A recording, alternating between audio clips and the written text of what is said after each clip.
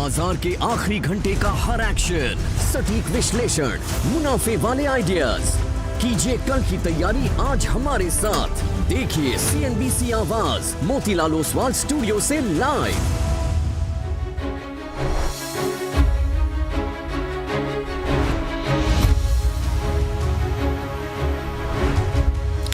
नमस्कार, CNBC आवाज़ Motilal Oswal studio में आप सभी का स्वागत है।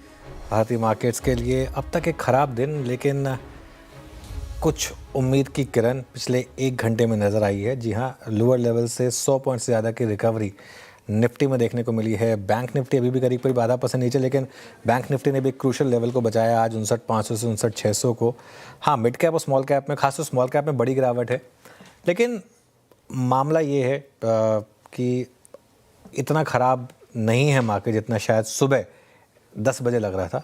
उस हिसाब से फिंगर्स क्रॉस, अभी 1.5 घंटा बाकी है क्लोजिंग में। Shreya Veeru, good afternoon. Good afternoon. और शो की शुरुआत करेंगे हेडलाइंस के साथ।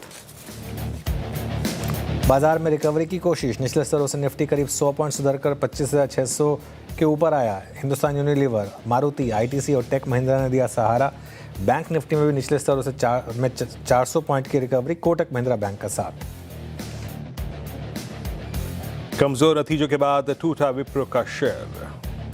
7% टूटकर निफ्टी का टॉप लूजर बना, लेकिन अच्छे नतीजों के बाद करीब 4% उछाल के साथ निफ्टी का टॉप गेनर बना टेक महिंद्रा। आज के बिग स्टॉक्स में होता दोनों शेयरों का सटीक एनालिसिस। रियल्टी और ऑयल एंड गैस शेयरों में जोरदार बिकवाली, करीब 2% फिसले दोनों इंडेक्स। 5% फिसला गोदरेज प्रॉपर्टी, साथ ही केमिकल और कैपिटल मार्केट इंडेक्स में भी 1% की गिरावट, लेकिन FMCG शेयर में खरीदारी। आज के बिग स्टॉक स्पॉटलाइट और चार्ट GPT पड़े सटीक। DGCA की ओर से कम जुर्माना लगने से इंडिगो ने भरी उड़ान, शेयर करीब 4% चढ़कर निफ्टी के टॉप गेनर में शुमार हुआ। वहीं CLSA की बुलिश रिपोर्ट से फेडरल बैंक चला। उधर स्पॉटलाइट PNB मजबूत और कमजोर चार्ट से स्विगी 2% और फिसला। MCX पर 3 लाख के पार निकली चांदी। ट्रंप के 8 यूरोपियन देशों पर टैरिफ वाले बयान के बाद 4% का जोरदार उछाल। सोने में भी रिकॉर्ड तोड़ रैली जारी, भाव करीब 3,000 रुपये चढ़कर पहुंचे 1.5 लाख रुपए के पास। IEX पर बाजार का फोकस, मार्केट कपलिंग मामले में 2:15 बजे होगी एप्टल में सुनवाई। IEX ने CRC के मार्केट कपलिंग के आदेश को दी चुनौती दी थी। सुनवाई से पहले शेयर करीब 2% नीचे। कल आएंगे वायदा में शामिल SRF, United Spirits, AU Bank और परसिस्टेंट के नतीजे। करीब 24% बढ़ सकता है AU बैंक का मुनाफा, साथ ही नेट इंटरेस्ट मार्जिन में भी सुधार संभव।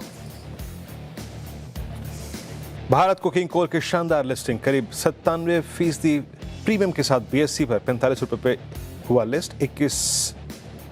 23 रुपये था इशू प्राइस।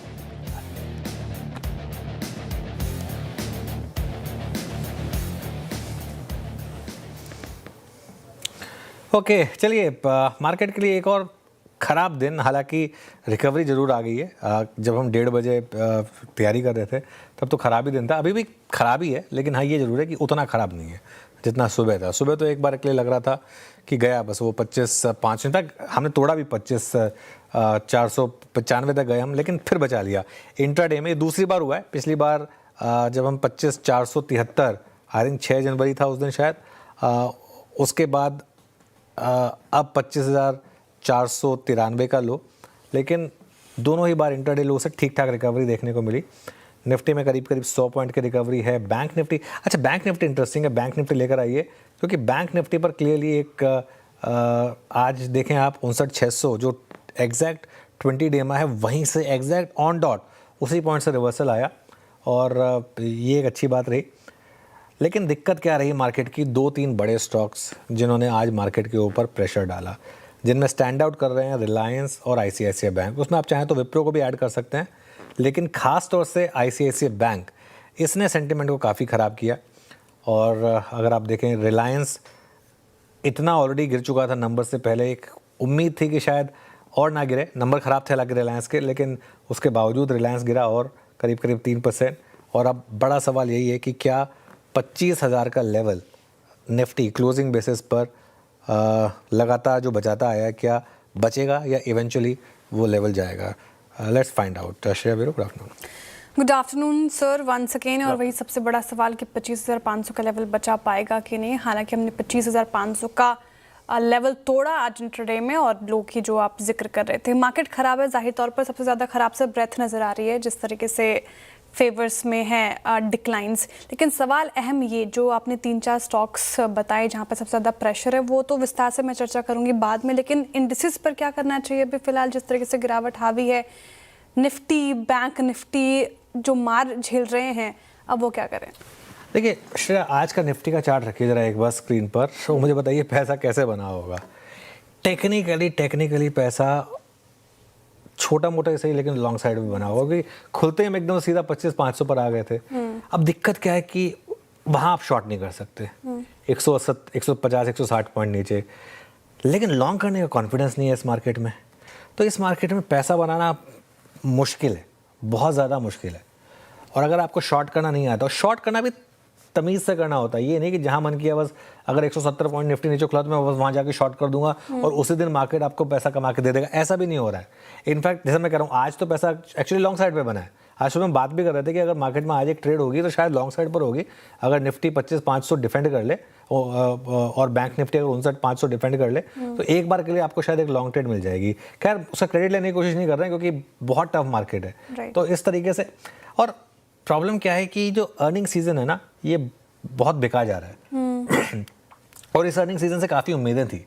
अब जब फ्रंट बेंचर से ऐसे नंबर लेकर आएंगे, आईसीआईसीआई बैंक, मेरे ख्याल से आईसीआईसीआई बैंक से काफ़ी डिसअपॉइंटमेंट है। ये तो बख्शी साहब वाली न्यूज़ आ गई, वरना आज आईसीआईसीआई बैंक ने जाना था लंबा, तो वो थोड़ा सा एक आई थिंक दिक्कत वाला मामला हो गया यहाँ पर।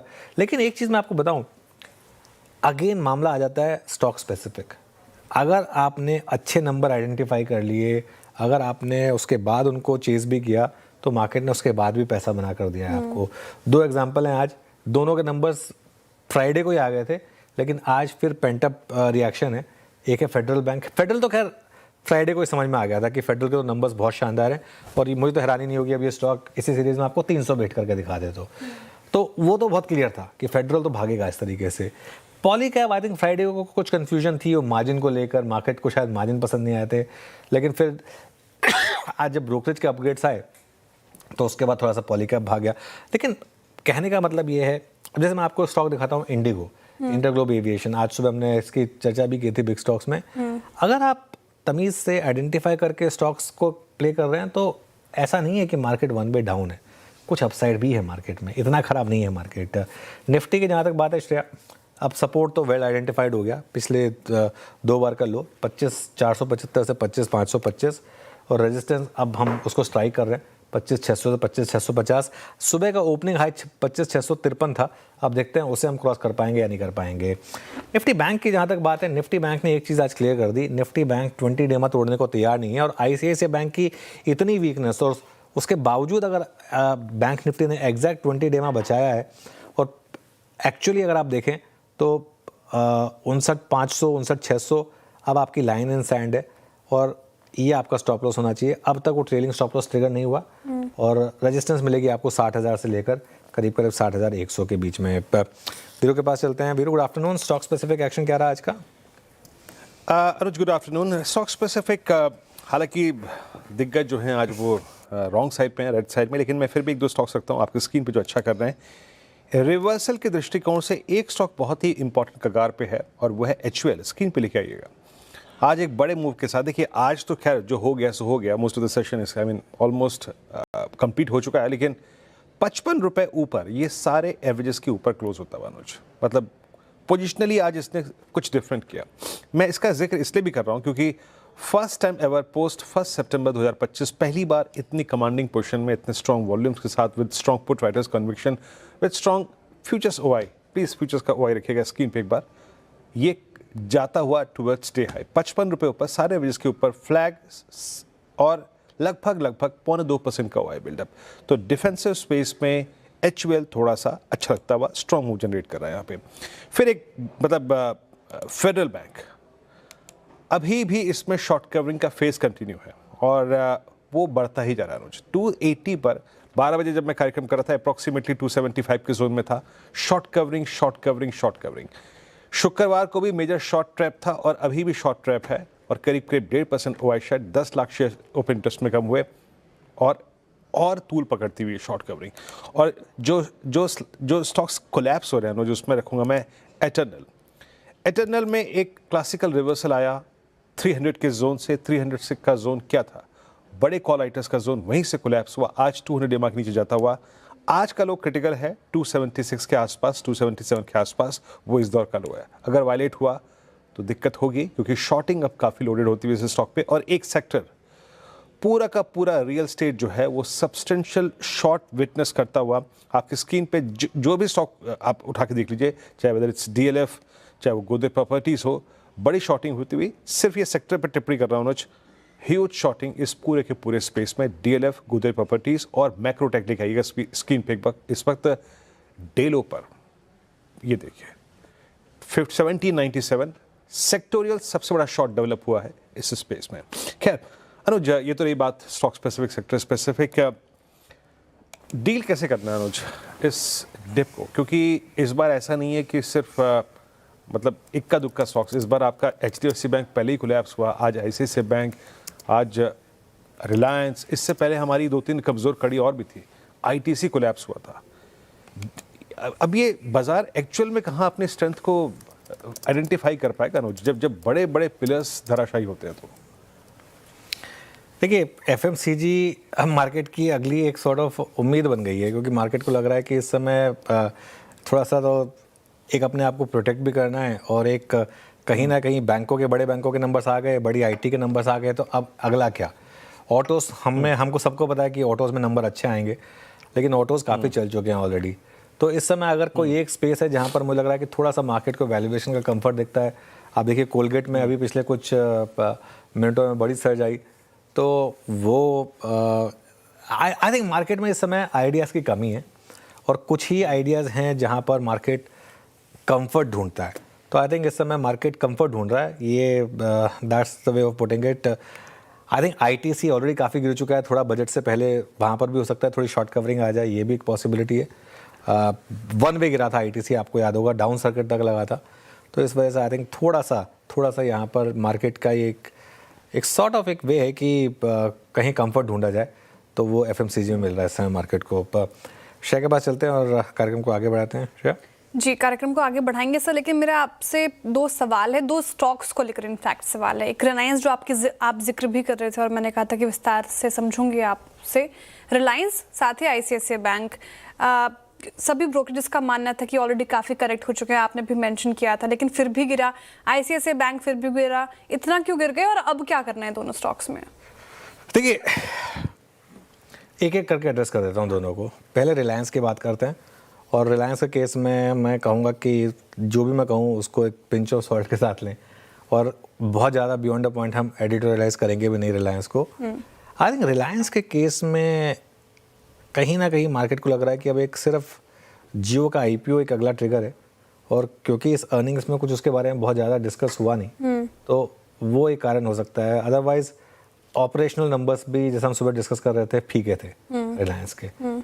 हेडलाइन नंबर अच्छा था, लेकिन हेडलाइन नंबर बहुत कुछ छुपाता है बताने की बजाय। तो आई थिंक ये एक कारण था कि आपने रिलायंस पर इस तरीके का इम्पैक्ट देखा है।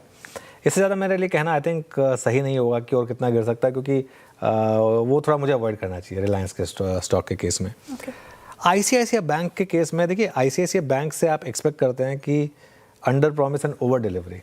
इस पर बहुत टाइम के बाद, आई थिंक 7 या 8 क्वार्टर के बाद ICICI बैंक के नंबर्स को देखकर आप कह सकते हैं मज़ा नहीं आया, है ना। वो चाहे RBI ने कहा हो प्रोविजन करने को, जो भी हो, एक सेंस बनी कि यार मज़ा नहीं आया। और हम डिस्कस कर रहे थे, अगर संदीप बख्शी जी वाला फैक्टर नहीं हुआ होता तो आज इसने औंधे मुँह गिरना था आज। तो उस हिसाब से आई थिंक, लेकिन इशू क्या है, मुझे लग रहा है कि 1350 मैक्सिमम, इसके नीचे नहीं आना चाहिए ICICI बैंक। इसके यहाँ पर ना ICICI बैंक फंडामेंटली इतना स्ट्रांग हो जाएगा कि बड़े फंड्स आ जाएंगे बाय करने के लिए इसको, तो उसके नीचे मेरे ख्याल से नहीं जाना चाहिए ICICI बैंक को।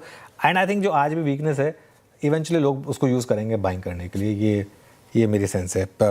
चलिए काम करते हैं, आज के कुछ और स्टॉक्स डिस्कस कर लेते हैं। रफ्तार के घोड़े फिसड्डी स्टॉक्स, पहले आज फिसड्डी स्टॉक से शुरुआत करते हैं, क्योंकि चलिए रफ्तार के घोड़े आ गए पहले, वैसे मार्केट डाउन था।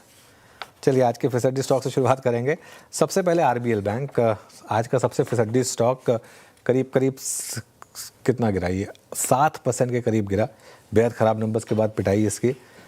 विप्रो अगला है जहां पर कमज़ोर नतीजे और ख़राब गाइडेंस का एक इम्पैक्ट क्लियरली आपको देखने को मिला और ये स्टॉक भी करीब करीब 8% नीचे। और IDBI बैंक कमज़ोर क्रेडिट ग्रोथ और NII में 24% की गिरावट हुई, जिसकी वजह से यहाँ ज़बरदस्त पिटाई आपको दिखाई देगी, करीब करीब 5.5%। रफ्तार के घोड़े स्टॉक्स में सबसे पहले CG पावर, US की कंपनी से बड़ा ऑर्डर मिला, इन्हें करीब करीब 900 करोड़ का ऑर्डर मिला, इस वजह से यहाँ पर अच्छी खासी तेज़ी आई। सिल्वर ETF, जी हाँ, सिल्वर ETF में अच्छा मोमेंटम है आज। सिल्वर ETF करीब करीब 5-6% ऊपर हैं सारे के सारे, और इसमें सबसे ज़्यादा जो वॉल्यूम होता है वो टाटा सिल्वर ETF में होता है, वो 28 रुपये का है, तो शायद इसके लिए वो यूनिट का फ़र्क होता है इस वजह से। और पॉली कैब नतीजों के बाद ब्रोकरेज हाउसेस के अपग्रेड्स आए। एक ऐड करना भूल गया मैं, इंटरग्लोब एविएशन, इंडिगो भी रखिएगा ज़रा स्क्रीन पर। और इंडिगो, ये एक और चीज़ जो आपको बताता है कि क्यों आपको ऐसे थोड़ा सा ऐसे शॉर्टिंग आइडिया से बचना चाहिए। फ्राइडे को जिन्होंने शॉर्ट किया था, ये उनके लिए लेसन होगा। आज अच्छी खासी शॉर्ट कवरिंग यहाँ पर आई। चलिए अब एक काम करते हैं, शेयर के पास चलते हैं, आज के ट्रेंडिंग स्टॉक्स और कार्यक्रम का क्रम। जी, ट्रेंडिंग स्टॉक्स में वही सारे स्टॉक्स शुमार हैं सर जो भी जिसका जिक्र आपने किया। शुरुआत करेंगे मंदी के ट्रेंडिंग स्टॉक्स के साथ, क्योंकि काफ़ी गिरावट है मार्केट में।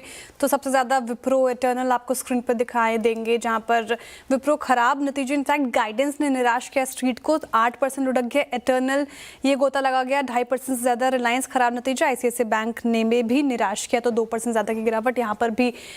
इसके अलावा RBL बैंक अगेन रिजल्ट अच्छे नहीं लगे, स्ट्रीट ने किया पनिश, 7% लुढ़का। गोदरेज प्रॉपर्टीज पूरा रियल्टी पैक पेन में है। कल्याण ज्वेलर्स और यस बैंक भी आपको नीचे ही दिखाई देंगे बैकफुट पर। लेकिन कुछ स्टॉक्स में अच्छी परफॉर्मेंस, इंटरग्लोब एविएशन 22 करोड़ का जुर्माना काफी कम नजर आया, स्टॉक के लिए पॉजिटिव है। और जेफरीज का अपग्रेड भी आया तो 4% भाग गया। टेक महिंद्रा अच्छे रिजल्ट, स्ट्रीट ने किया रिवॉर्ड, 3.5% ज्यादा की तेजी। कोटक महिंद्रा बैंक और मारुति सुजुकी में भी खरीदारी होती हुई नजर आई। इसके अलावा अगर आप देखें तो CG पावर बड़ा ऑर्डर मिलने से 4% भागा। हिताची एनर्जी, पॉलीकैब में अच्छे मूव्स यहाँ पर रिजल्ट के बाद। और बैंक ऑफ इंडिया देखिए तो लगभग 2.5% ज्यादा की तेजी के साथ कर रहा है कारोबार। चलिए अब आगे बढ़ते हैं और शो फ्लो समझाते हो कि कार्यक्रम में क्या क्या होगा। फंडामेंटल राय देने के लिए हमारे साथ होंगे SMIFS के शरद अवस्थी जी। टेक्निकल कॉल्स लेंगे हम प्रकाश काबा, मानस जायसवाल, कविता जैन, आशीष बहीती, सोमिल मेहता और अरुण कुमार मंत्री जी से।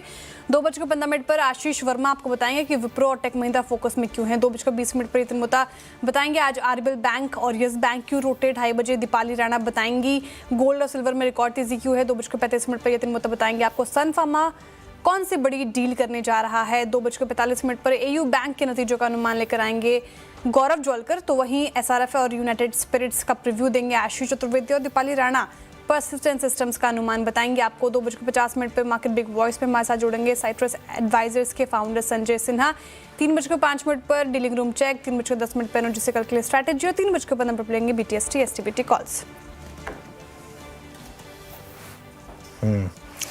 ओके, देखिए मीनवाइल मार्केट कितनी टफ है इसका एक एग्जांपल देता हूँ मैं आपको। निफ्टी का एक बार इंटरडे चार्ट रखिएगा स्क्रीन पर, और अभी बस कुछ मिनटों पहले हम ऑलमोस्ट इंटरडे हाई तक पहुँच गए थे और वहाँ से फिर एक स्लिप आ गई। चलिए हमारा पैनल तैयार है, ट्रेड्स की शुरुआत करेंगे। गुड आफ्टरनून आप सभी को, शो में जुड़ने के लिए बहुत बहुत धन्यवाद। इतना टफ मार्केट है, इसमें भी आप हमारे लिए ट्रेड्स लेकर आए, ये इसके लिए हम थैंकफुल हैं आपके लिए। गावा सर बताइए क्या ट्रेड रहेगी इस समय की। Good afternoon.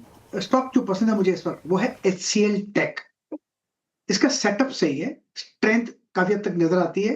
ट्रेड कर रहा है 1712 के आसपास ट्रेड कर रहा है। 1700 रुपए का स्टॉप लगाएंगे, करीब 12 रुपए का स्टॉप है।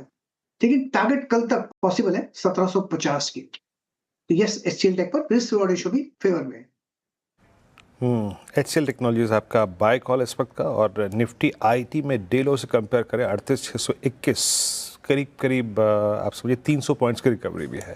तो ये लार्ज कैप IT का स्टॉक अच्छी रिकवरी में जाता हुआ। कविता जी गुड आफ्टरनून, आपका ट्रेड। Good afternoon everyone. मेरा ट्रेड भी IT से ही है। HCL Tech was preferred one, but LTIM में भी बहुत अच्छे मूव बनते हुए दिख रहे हैं, अपने प्रीवियस हाई को सरपास करते हुए, और on a very shorter time frame एक ग्राउंडिंग बॉटम फॉर्मेशन का ब्रेकआउट है। For the price move of 6500 6550 के प्राइस टारगेट के लिए LTIM पर आप एक बाय ट्रेड ले सकते हैं। 6350 का स्टॉप लॉस मेंटेन करें। LTIM ये पसंद आ रहे कविता जी को। IT स्पेस से ही 2 कॉल्स आ चुके हैं अभी तक। सोमिल जी गुड आफ्टरनून, बताइए क्या पिक कर रहे हैं आप। Good afternoon to everyone. मैंने पिक किया है JSW Energy on the sell side. मुझे वीक लग रहा है ये काउंटर। एक छोटा सा कंसोलिडेशन था लास्ट 3 या 4 ट्रेडिंग सेशंस में, जो नीचे की तरफ आज के दिन में टूटा है। 20-40 डेली मूविंग एवरेज के नीचे चल रहा है ये स्टॉक, और यहाँ पे जो टारगेट रहेंगे वो होगा 455 के टारगेट्स, और ऊपर में स्टॉप लॉस होगा 501। Okay Arun ji, good afternoon, आपकी ट्रेड। जी गुड आफ्टरनून अनुज जी। ओवरऑल मुझे लग रहा है अनुज जी मार्केट कहीं ना कहीं सपोर्ट के आसपास है, तो बाई साइड के साथ ही जाना चाहूंगा। श्रीराम फाइनेंस को बाई करने की सलाह है। 1010 के आसपास चल रहा है, एक अच्छा बॉटम फॉर्मेशन स्टॉक में नजर आ रहा है, तो एज अ पोजिशनल ट्रेड इसको लेके जा सकते हैं। 998 का स्टॉप लॉस लगाए और 1032 तक के टारगेट्स इसमें देखने को मिल सकते हैं, तो एज अ पोजिशनल ट्रेड इसको बाय करके चल सकते हैं। Okay, Shyam finance strong DI पे ट्रेड करता हुआ। मानस, गुड आफ्टरनून, आपका ट्रेड इस वक्त का? गुड आफ्टरनून वीरेन जी। तो देखिए, पॉलीकैब में खरीदारी करने की राय रहेगी। पॉलीकैब ने कल ही अपने 200 डे मूविंग एवरेज को टेस्ट किया था। आज हमें इंटरडे चार्ट पे हायर टॉप्स हायर बॉटम्स का कंफर्मेशन मिला है, 100 डे मूविंग एवरेज के ऊपर निकला है। तो पॉलीकैब में करंट लेवल्स पे खरीदारी करने की राय रहेगी। 7250 7250 का स्टॉप लॉस लगाएंगे। 7700 7700 रुपए की टारगेट सेट कर सकते हैं, ये कैश लेवल्स है। ऑप्शन में अगर ट्रेड लेना चाहें तो 7400 का कॉल ऑप्शन जो 126 रुपए पे ट्रेड हो रहा है उसमें खरीदारी कर सकते हैं। 64 का स्टॉप लॉस लगा लें, 300 रुपए तक के टारगेट्स पॉसिबल है। ओके, पॉलीकैब मानस जी को पसंद आ रहे हैं, शानदार मूव्स इस पर्टिकुलर काउंटर में भी। टेक्निकल कॉल्स पूरे हो गए हैं, एक सेल साइड की कॉल आई है, बाकी सभी बाय साइड की ट्रेड है। रख देती हूँ आपके स्क्रीन पर। गाबा सर ने HCL टेक चुना है आईटी स्पेस से और कह रहे खरीदारी कीजिए। 1750 की टारगेट है, 1700 का स्टॉप लॉस लगाना है। कविता जी ने कहा कि HCL टेक प्रेफर्ड पिक था और दूसरा पिक भी आईटी स्पेस से ही अच्छा लग रहा है उनको। LTIM पसंद आ रहा है उनको। यहाँ पर खरीदारी की राय उनकी तरफ से। टारगेट और स्टॉप लॉस आपके स्क्रीन पर आएंगे। सोमिल जी ने कहा कि वो JSW एनर्जी में बिकवाली करेंगे, तो यहाँ पर बिकवाली की राय उनकी तरफ से। साथ ही अरुण कुमार मंत्री जी को श्रीराम फाइनेंस पसंद आ रहा है, यहाँ पे खरीदारी की राय। पोजिशनल पॉइंट ऑफ व्यू से भी श्रीराम फाइनेंस उनको अच्छा लग रहा है, तो 1032 के टारगेट देख रहे हैं वो। 998 का आपको स्टॉप लॉस लगाना है। मानस जी ने अभी पॉलीकैब चुना है, यहाँ पर खरीदारी की राय उनकी तरफ से। और 7700 के टारगेट हैं, 7250 का स्टॉप लॉस है, ये कैश लेवल से। वहीं आपको अगर ऑप्शंस में लेना है तो 7400 का इनफैक्ट वो रख दीजिएगा, हाँ कॉल ऑप्शन ले सकते हैं। 300 के टारगेट है, 64 का स्टॉप लॉस। अच्छा ठीक है, लगाना है। चलिए अब इन्वेस्टमेंट आइडिया क्या हो सकता है इस मार्केट में, ये शरद अवस्थी से समझ लेते हैं। शरद जी गुड आफ्टरनून और स्वागत है आपका कार्यक्रम में। बताइए सर, आपका इन्वेस्टमेंट आइडिया क्या होगा? गुड आफ्टरनून जी। हमें लगता है थर्मैक्स एक बढ़िया बेट साबित हो सकती है इन लेवल्स पे। स्टॉक ने ऑलरेडी काफी करेक्शन देखा है। सेकंड हाफ प्रोबेबली बेटर रहेगा, स्ट्रॉन्ग ऑर्डर बुक है, और हमें लगता है सेकंड हाफ में जैसे जैसे लीगेसी ऑर्डर्स का शेयर कम होता है सेकंड हाफ में और इम्प्रूवमेंट आ सकती है। तो अगले साल भी कंपनी भी गाइड कर रही है कि और इम्प्रूवमेंट आ सकती है। आरी वाला बिजनेस है, डेटा सेंटर कूलिंग वाला बिजनेस है, वाटर में एग्जीक्यूशन स्ट्रॉन्ग है, केमिकल्स में एक स्ट्रॉन्ग रिकवरी एक्सपेक्ट की जा सकती है। तो हमें लगता है थर्मैक्स के लिए नेक्स्ट ईयर काफी बढ़िया रहेगा। और FY27 में हम उम्मीद कर रहे हैं कि कंपनी लगभग 80 से 85 रुपए के आसपास की अर्निंग्स डिक्लेयर कर देगी। 40 के आसपास का मल्टीपल मिलना बहुत मुश्किल नहीं होना चाहिए, तो 3400 के आसपास के लक्ष्य के लिए थर्मैक्स। चलिए ये NIM वाला जो पॉइंट है टिकर्स टीम को कहूँगा उसको हटा दें, क्योंकि NIM क्वार्टर ऑन क्वार्टर देखते हैं हम, ईयर ऑन ईयर NIM देखने का कोई मतलब नहीं है, तो इसके लिए उस पॉइंट को हटा देंगे। IRFC के नंबर्स आ रहे हैं मीनवाइल। 1631 करोड़ से बढ़कर मुनाफा 1802 करोड़ पर आया इस समय पर। शरद जी गुड आफ्टरनून। रिलायंस पर क्या व्यू है आपका? जिस तरीके से रिलायंस वन वे गिरा, क्या व्यू रहेगा यहाँ? देखिए, मुझे लगता है थोड़ा सा बहुत ज्यादा उत्साहित करने वाले नंबर्स तो नहीं थे, लेकिन ब्रॉडली जैसा आप बोल रहे थे, ऑन ब्रॉड फेस अगर आप नंबर्स को देखें तो top line, EBITDA, bottom line तीनों ने काफी अच्छा परफॉर्म किया। मुझे लगता है रिटेल को आने वाले समय में और लेग्स मिलेंगे, और ये डिप्स को आइडियली यूज करना चाहिए बाई करने के लिए। मेरे हिसाब से रिन्यूएबल एनर्जी हो चाहे जियो में आरपू बढ़ने की जो गुंजाइश है वो सबसे ज्यादा है कंपेयर टू बाकी टेलीकॉम ऑपरेटर्स। तो मुझे लगता है वो एक स्ट्रॉन्ग फुटिंग प्लेस करता है, जिसमें से और आप अर्निंग्स में अपवर्ड रिविजन देख सकते हैं। GRMs में कितना और पॉजिटिविटी आप एक्सपेक्ट करेंगे वो हो सकता है थोड़ा सा सबड्यूड रहे, लेकिन बड़े ट्रिगर्स मेरे हिसाब से आरपू में इम्प्रूवमेंट और जो रिन्यूएबल एनर्जी, ऑल्टरनेट एनर्जी जिसको हम बोलते हैं, वहाँ जो प्लान्स कंपनी कॉन्क्रेटाइज करती है, मेरा ध्यान उस पर रहेगा। वहां से फर्दर री-रेटिंग आ सकती है। उस री-रेटिंग के बिना भी जो एसओटीपी हम लेके चल रहे हैं, हमें लगता है 1800-1850 के आसपास के टारगेट्स होने चाहिए। तो रिलायंस जैसे काउंटर में वो एक डिसेंट अपसाइड है। जो एक दिन में 4-5% गिरा, वो थोड़ा अनर्विंग था। उस टाइम कोई ऐसी नेगेटिव न्यूज थी नहीं, और मुझे लगता है बहुत ज्यादा हम लोग रीड कर रहे हैं रशियन क्रूड और उसके इम्पैक्ट पे, और मेरे को नहीं लगता कि वो इतना नेगेटिव होगा रिलायंस के लिए। तो मुझे लगता है ये डिप को यूज करना चाहिए बाई करने के लिए। फ्रंटलाइन स्टॉक में अगर आपको 1800-1850 तक के टारगेट्स आ रहे हैं और डिसेंट अपसाइड है करंट लेवल से, तो मुझे लगता है ग्रेजुअली आप ये एक्सपेक्ट कर सकते हैं कि यहाँ पे बॉटम फिशिंग जो लॉन्ग टर्म इन्वेस्टर्स है उनकी तरफ से होनी चाहिए। चलिए, तो ये शरद जी का टेक है रिलायंस इंडस्ट्रीज पर, नंबर्स पर, रिएक्शन मार्केट का शरद जी का व्यू। कृपया आपसे गुजारिश है कि कोई भी अगर ट्रेड लें, इन्वेस्टमेंट कॉल लें रिलायंस पे, तो अपने निजी सलाहकार की राय ज़रूर रखें। इस चैनल का स्वामित्व प्रबंधन रिलायंस इंडस्ट्रीज होल्ड करते हैं। शरद जी की राय के साथ एक राय ज़रूर रखें। मीनवाइल जरा एक बार गोल्ड लेके आइए। आज की स्टोरी है गोल्ड सिल्वर। उस अंश को ठीक बजे जब 9 बजे आपने देखा होगा 3,10,000 रुपये ऊपर था। जब मैं 12 साढ़े 12 का कार्यक्रम कर रहा था 2.97 था। एक बार गोल्ड सिल्वर रखिएगा। गोल्ड 145,146, आज करीब 2600 रुपये ऊपर। और ये लिए अच्छा, अब सिल्वर लगभग 15,000 रुपये ऊपर है, 3,02,294। अच्छा, एक बार लेके आइए आप टाइटन लेके आइए। एक बार लेके आइए आप कल्याण। देखिए, कल्याण इस शॉक को नहीं झेल पा रहा है। कल्याण डेढ़ ऊपर ट्रेड कर रहा है, और मानस कल्याण में मैं देख रहा था स्टैट्स ऑलमोस्ट डे लो पे ट्रेड करता हुआ, और ये एक मल्टी ईयर रेंज का कोलैप्स होना विजिबल है यहाँ पे। 448, और वो मल्टी ईयर बेस आपका आता है करीब 10 जनवरी 25 से लेकर अब तक का। आपको लग रहा है क्या कि ये टेस्ट कर सकता है उस 409, 405 की ट्रैजेक्टरी जो कि मार्च 25 के लो हैं? तो देखिए, अगर हम अगस्त से देखें, अगस्त में 200 डे मूविंग एवरेज के नीचे फिसला था स्टॉक, और उसके बाद से लगातार 200 डे मूविंग एवरेज पे स्टॉक ने रेजिस्टेंस फेस किया है। आज इंपॉर्टेंट इसलिए कि यहाँ पर एक ट्रेंड लाइन सपोर्ट ब्रेक हुआ है। 470 के आसपास सपोर्ट था जिसको स्टॉक ने ब्रेक किया है। अगर हमें इस ब्रेकडाउन के टारगेट सेट करने हो तो वो 400 रुपए जो पिछला हाई था, पिछला लो था, माफ करिएगा 2025 में, या तो 200 वीक मूविंग एवरेज, वहीं पर आपको अपने टारगेट सेट करने हैं। तो 400 रुपए के टारगेट के लिए अगर एक ट्रेड लेना हो शॉर्ट साइड पे, तो करंट लेवल्स पे भी एक ट्रेड लिया जा सकता है। स्टॉक को आप शॉर्ट कर सकते हैं, लेकिन एक स्टिक स्टॉप लॉस आपको 475 के ऊपर लगा के रखना है। 476 का स्ट्रिक्ट स्टॉप लॉस मेंटेन कीजिए। और कल्याण ज्वेलर्स में बिकवाली की राय फिलहाल काफ़ी पेन पूरे ज्वेलरी स्टॉक्स में अगर आप देखेंगे तो देखने को मिलेगा। टाइटन 1% से ज़्यादा लुढ़क गया, और कल्याण ज्वेलर्स 4% से ज़्यादा की गिरावट के साथ कर रहा कारोबार। लेकिन एफएमसीजी पैक काफ़ी स्ट्रेंथ में नज़र आ रहा है। शरद जी, कोलगेट देखिए 4.25% की तेज़ी के साथ कारोबार यहाँ पर। एचयूएल शुरुआत से ही काफ़ी अच्छा परफॉर्मेंस यहाँ पर, और इनफैक्ट आईसीआईसीआई सिक्योरिटीज़ की अपग्रेड भी आई थी। आईटीसी में भी अच्छी बढ़त, और ब्रिटानिया भी अब डेज हाई की तरफ बढ़ता हुआ। एफएमसीजी पैक कैसा लग रहा है, और कोई स्टॉक इस पैक से जो आपको पसंद हो?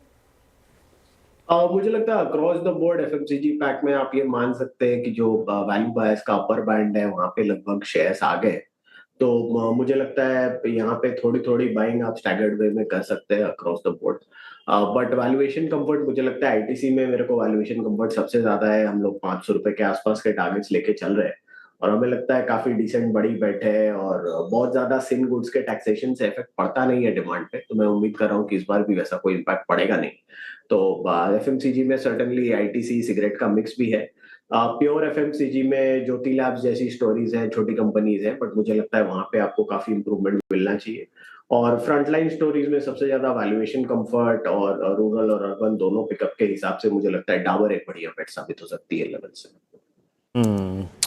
ओके, ब्रिटानिया, डाबर पे आपका ठीक है। शरद जी, एक सवाल पूछूं आपसे। Look at Tata Motors PV, ये स्टॉक क्या कोलैप्स हुआ? और अमूमन आप कॉन्ट्रा कॉल लेते हैं कुछ ओवरसोल्ड स्टॉक्स पे। अब बजट बहुत नज़दीक है, पॉसिबली जो मैं कुछ आर्टिकल्स पढ़ रहा था उसमें शायद इस बजट में एंट्री लेवल ईवीज पर थोड़ा सा टैक्स रिलैक्सेशन और कुछ एडवांटेज अगर ये बजट में मिले तो कैसे ट्रीट करेंगे आप टाटा मोटर्स पीवी को इस वक्त इस प्राइस पे? मतलब मेरे ख्याल से ये 2025 की सबसे बड़ी स्टोरी है जो कोलैप्स हुआ फ्रंट लाइन स्टॉक्स में। इस प्राइस पे आपका आउटलुक टाटा मोटर्स पीवी पे? जी वीरेंद्र, मेरा आउटलुक काफी पॉजिटिव है। मुझे लगता है इस भाव में मिल रहा है, ज्यादातर नेगेटिव प्राइस्ड इन है, चाहे वो जेएलआर वाली स्टोरी हो, उसका कोलैप्स हो, वहां पे जो एक साइबर अटैक हुआ उसका इम्पैक्ट हो, ये सब ऑलरेडी प्राइस्ड इन है। वैल्यूएशन वाइज फोर व्हीलर्स में हमें लगता है सबसे अट्रैक्टिव बेट है इन वैल्यूएशंस पे। बाकी स्टोरीज में आपने कोई खास करेक्शन देखा नहीं है। मे बी एस्कॉर्ट्स एक और बेट हो सकती है जिसपे आप फोकस कर सकते हैं, बट फ्रंटलाइन स्टोरीज में मेरा पूरा ध्यान टाटा मोटर्स पे है। मुझे लगता है जेएलआर में भी आने वाले समय में हम एक स्ट्रॉन्ग टर्न अराउंड की उम्मीद कर रहे हैं। ज्यादातर नेगेटिव प्राइस्ड इन है, डोमेस्टिक साइड पे पैसेंजर व्हीकल्स काफी बढ़िया कर रहे हैं। और अब मुझे तो लगता है अब जिस तरीके से टाटा मोटर सीवी में मूवमेंट हुई है, अगर आपके पास दोनों हैं तो आप एक कॉन्ट्रा स्ट्रेटेजी भी ले सकते हैं कि टाटा मोटर सीवी में से निकल के टाटा मोटर्स पीवी में अपनी पोजीशनिंग बढ़ा सकते हैं। साल डेढ़ साल का नजरिया रखिए, हम लोग इनिशियली 700 रुपए के आसपास तक के टारगेट्स लेके चल रहे हैं। तो मुझे लगता है टाटा मोटर्स पीवी में बहुत डिसेंट अपसाइड है फ्रॉम करंट लेवल्स, और टॉप बिगेस्ट कॉन्ट्रा बेट आपकी होनी चाहिए with in the auto pack.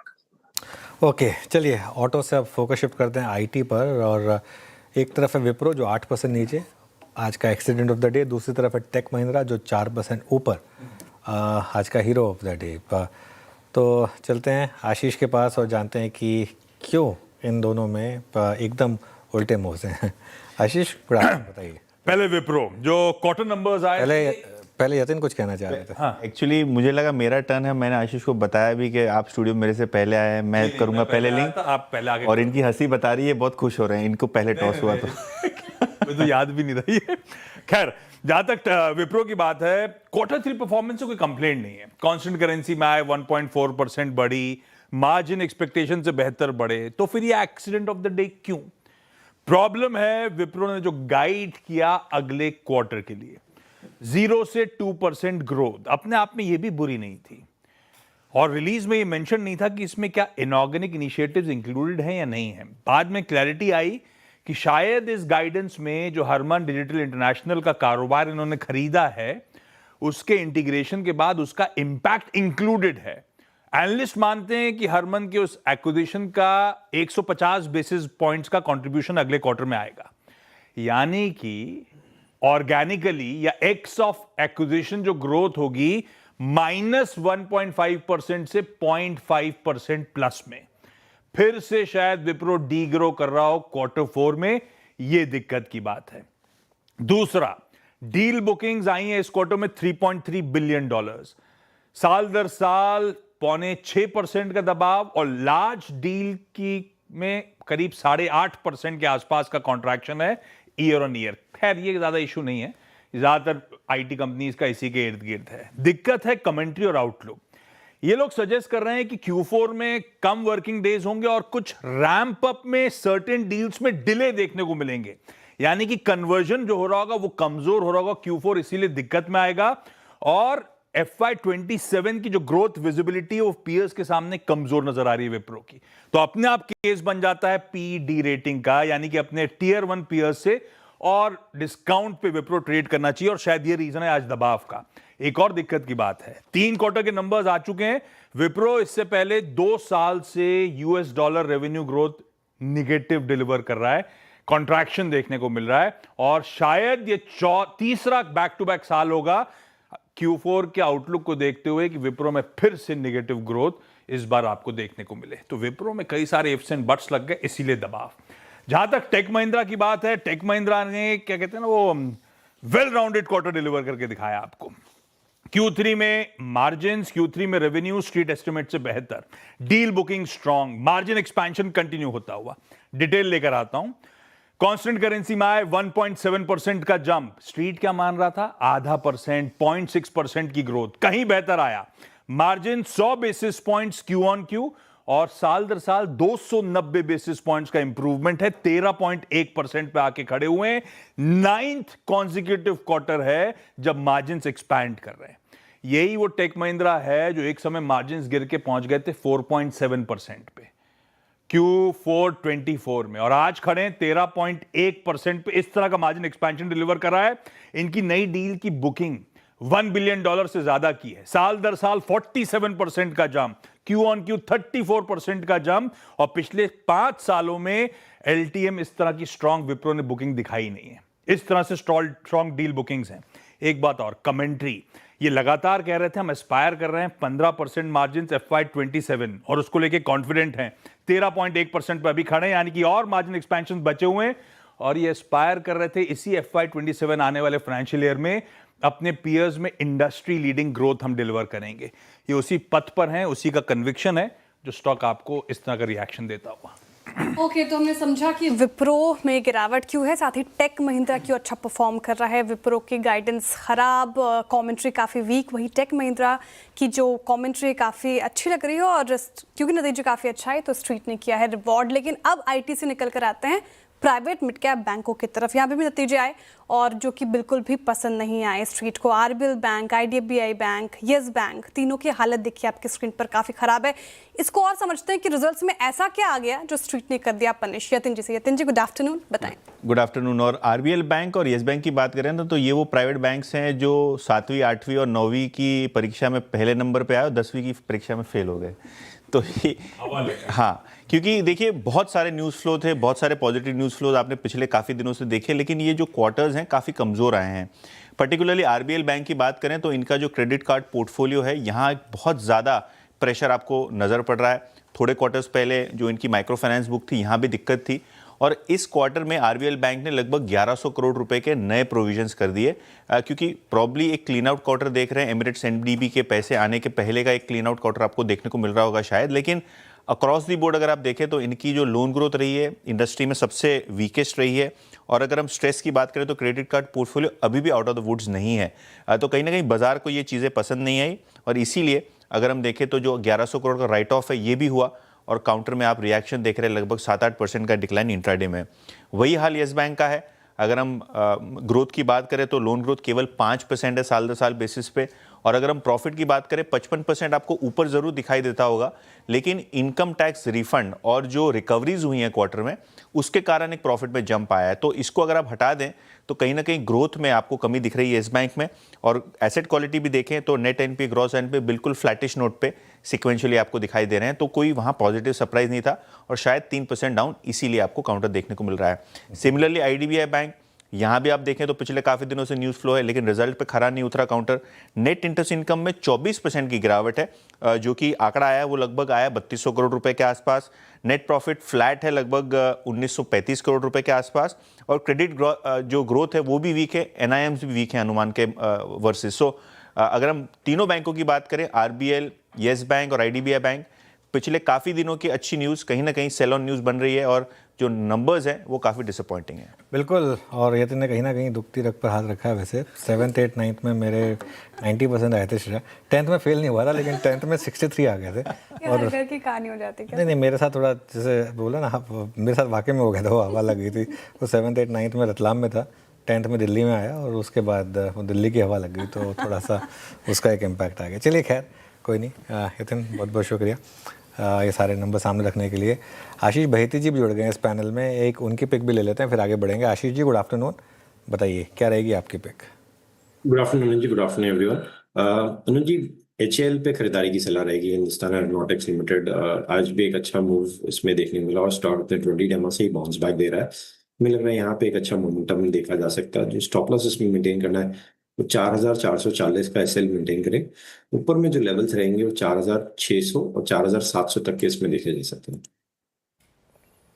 Okay, ये हो गया आपकी कॉल। एक बार स्क्रीन पर देखिएगा चार्ट। हिंदुस्तान एरोनॉटिक्स अच्छा मूव जनरेट करता हुआ। अच्छा, ऑटो में अच्छे अच्छे रिवर्सल भी हैं आज। अशोक लेन को देखिए, मारुति को देखिए और थर्ड वन जो पार्टिसिपेट करता हुआ आयशर मोटर्स। मेरे स्क्रीन पे जो ऑप्शंस की शीट्स है ना उसमें बहुत तेज़ी से अगर आप देखें इसमें बिल्डअप हो रहा है आयशर मोटर्स में।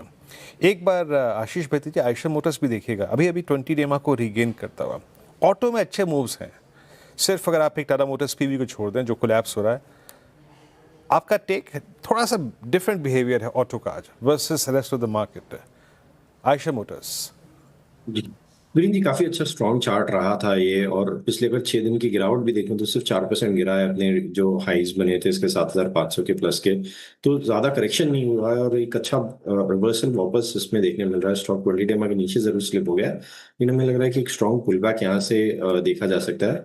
तो खरीदारी की सलाह रहेगी। इसमें जो स्टॉप लॉस इसमें मेंटेन करना चाहिए 7270 7270 का एसएल मेंटेन करें ऊपर में जो टारगेट्स इसमें देखने मिल सकते हैं 7,500 तक के देखने मिल सकते हैं। ओके, चलिए आयशर मोटर्स। मीनवाइल एक बार करेंसी देखते हैं इंट्राडे में।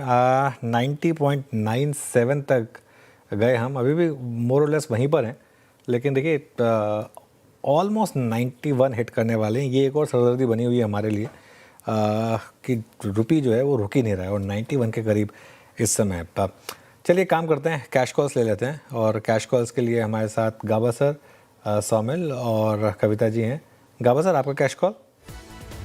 मेरा ध्यान है ऑटो क्षेत्र से हुंडई मोटर्स पे। क्रीपिंग अप मूव है, स्लो चलेगा लेकिन मेरे ख्याल से अप मूव मिलना चाहिए। बाय मोड पर है, 2339 पर ट्रेड करा है हुंडई मोटर्स। स्टॉप लगाएंगे 2320, करीब 19 रुपए का है। मेरे लिए कल तक 2400 पॉसिबल है, 2400 Hyundai Motors. Okay, Hyundai motor कल तक 2400 के स्तर छू सकता है, गाबा सर कह रहे हैं। कविता जी, कैश में आपकी पिक क्या होगी?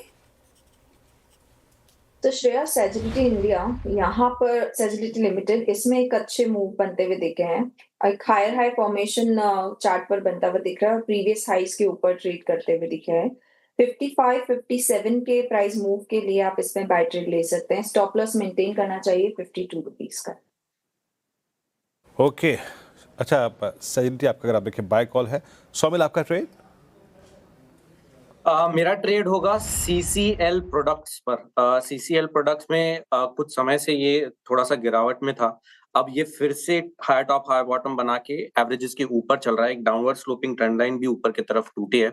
ये बहुत समय से मीडियम टर्म अप ट्रेंड में चल रहा है, 200 डेली मूविंग एवरेज के ऊपर भी है। स्टॉप लॉस रखेंगे 948 पर और टारगेट होगा 1070।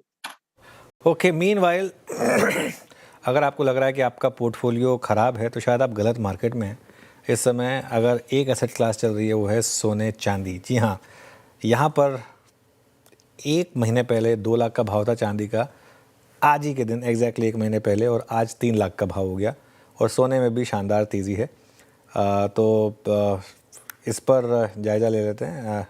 दीपाली के पास चलते हैं, जानते हैं कि क्यों इस तरीके की तेज़ी यहाँ पर सोने और चांदी में। Deepali, good afternoon.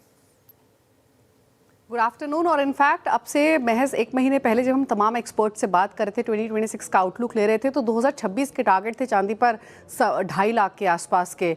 मतलब इस तरीके का मूव रहा है जो किसी ने एंटिसिपेट नहीं किया था, सोने और चांदी दोनों ने ही। इनफैक्ट अब जो जियोपॉलिटिकल टेंशंस जो वापस से इमर्ज हो रही हैं, एस्केलेट हो रही हैं, वो कंसिस्टेंटली बुलियंस की इस बाइंग को सपोर्ट कर रही हैं। ग्रीनलैंड के कंट्रोल को लेकर जो अब नया स्ट्रेस इमर्ज हुआ है, जो डोनाल्ड ट्रंप ने थ्रेटन किया है एडिशनल टैरिफ यूरोपियन कंट्रीज़ पर लगाने के लिए, उसके कारण as a safe haven buying emerge होती हुई दिखाई दे रही है। सोने और चांदी दोनों में ही डोनाल्ड ट्रंप ने क्लियरली कहा है डेनमार्क को जो यूरोपियन देश सपोर्ट करेंगे उन पर 1 फरवरी से 10% टैरिफ लगेगा। जून तक ग्रीनलैंड को नहीं बेचा तो 25% टैरिफ लगेगा। तो ये वापस से जो टेंशन इमर्ज हुई है जियो पॉलिटिकल फ्रंट पर, जो डोनाल्ड ट्रंप के एडिशनल टैरिफ की टेंशन इमर्ज हुई है, इसके कारण जो बाइंग है वो कंसिस्टेंटली बनी हुई है। इनफैक्ट अगर सिल्वर की हम बात करें तो यहाँ पर तो इंडस्ट्रियल डिमांड भी ऑलरेडी बहुत स्ट्रांग है, सप्लाई डेफिसिट कंसिस्टेंटली बना हुआ है। तो ये तमाम ऐसे फैक्टर्स रहे हैं जिसकी वजह से तेजी रही है। इंपॉर्टेंट ये है कि अगर आप 2025 के रिटर्न्स देखें, जो कि हमने अब तक बातचीत भी की है, 167% सिल्वर चला है। और अगर आप 2026 यानी आज 19 जनवरी है, मैं कुछ सेशंस में ही 2026 की शुरुआत से लेकर अब तक 25% की चाल चांदी दिखा चुका है। इंटरनेशनल मार्केट्स में $93 अब $100 तक की बात हो रही है। गोल्ड $46-60 प्रति ऑन्स पर ट्रेड कर रहा है। तो इनफैक्ट 2026 छोड़िए, जो 27-28 के टारगेट्स थे वो ऑलरेडी 2026 के स्टार्टिंग में ही अचीव होते हुए दिखाई दे रहे हैं। राइट, शुक्रिया दीपाली। टारगेट्स अब लग रहा है और बढ़ेंगे यहाँ से जिस कदर तेज़ी है। और सोने और चांदी के पीछे तेज़ी क्यों है, इस चाल के पीछे के कारण समझाने के लिए बहुत शुक्रिया।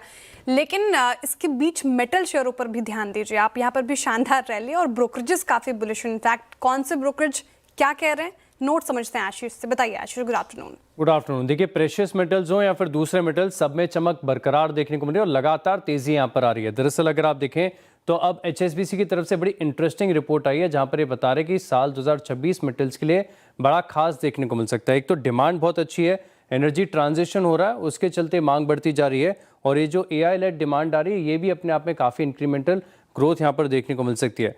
अब ये कह रहे हैं कि सुपर साइकिल की शुरुआत हो चुकी है मेटल स्पेस में और सप्लाई के कंस्ट्रेंट्स हैं खासतौर पर एल्यूमिनियम में। तो अगले 3 से 4 साल का आउटलुक एल्यूमिनियम बेस्ड कंपनीज में काफ़ी बढ़िया देखने को मिल रहा है। और इसी के चलते आप देखें तो हिंडाल्को ये इनकी प्रिफर्ड पिक है। नाल्को क्योंकि पूरा प्योर एल्यूमिनियम प्ले है तो ये स्टॉक भी इन्हें पसंद आता है।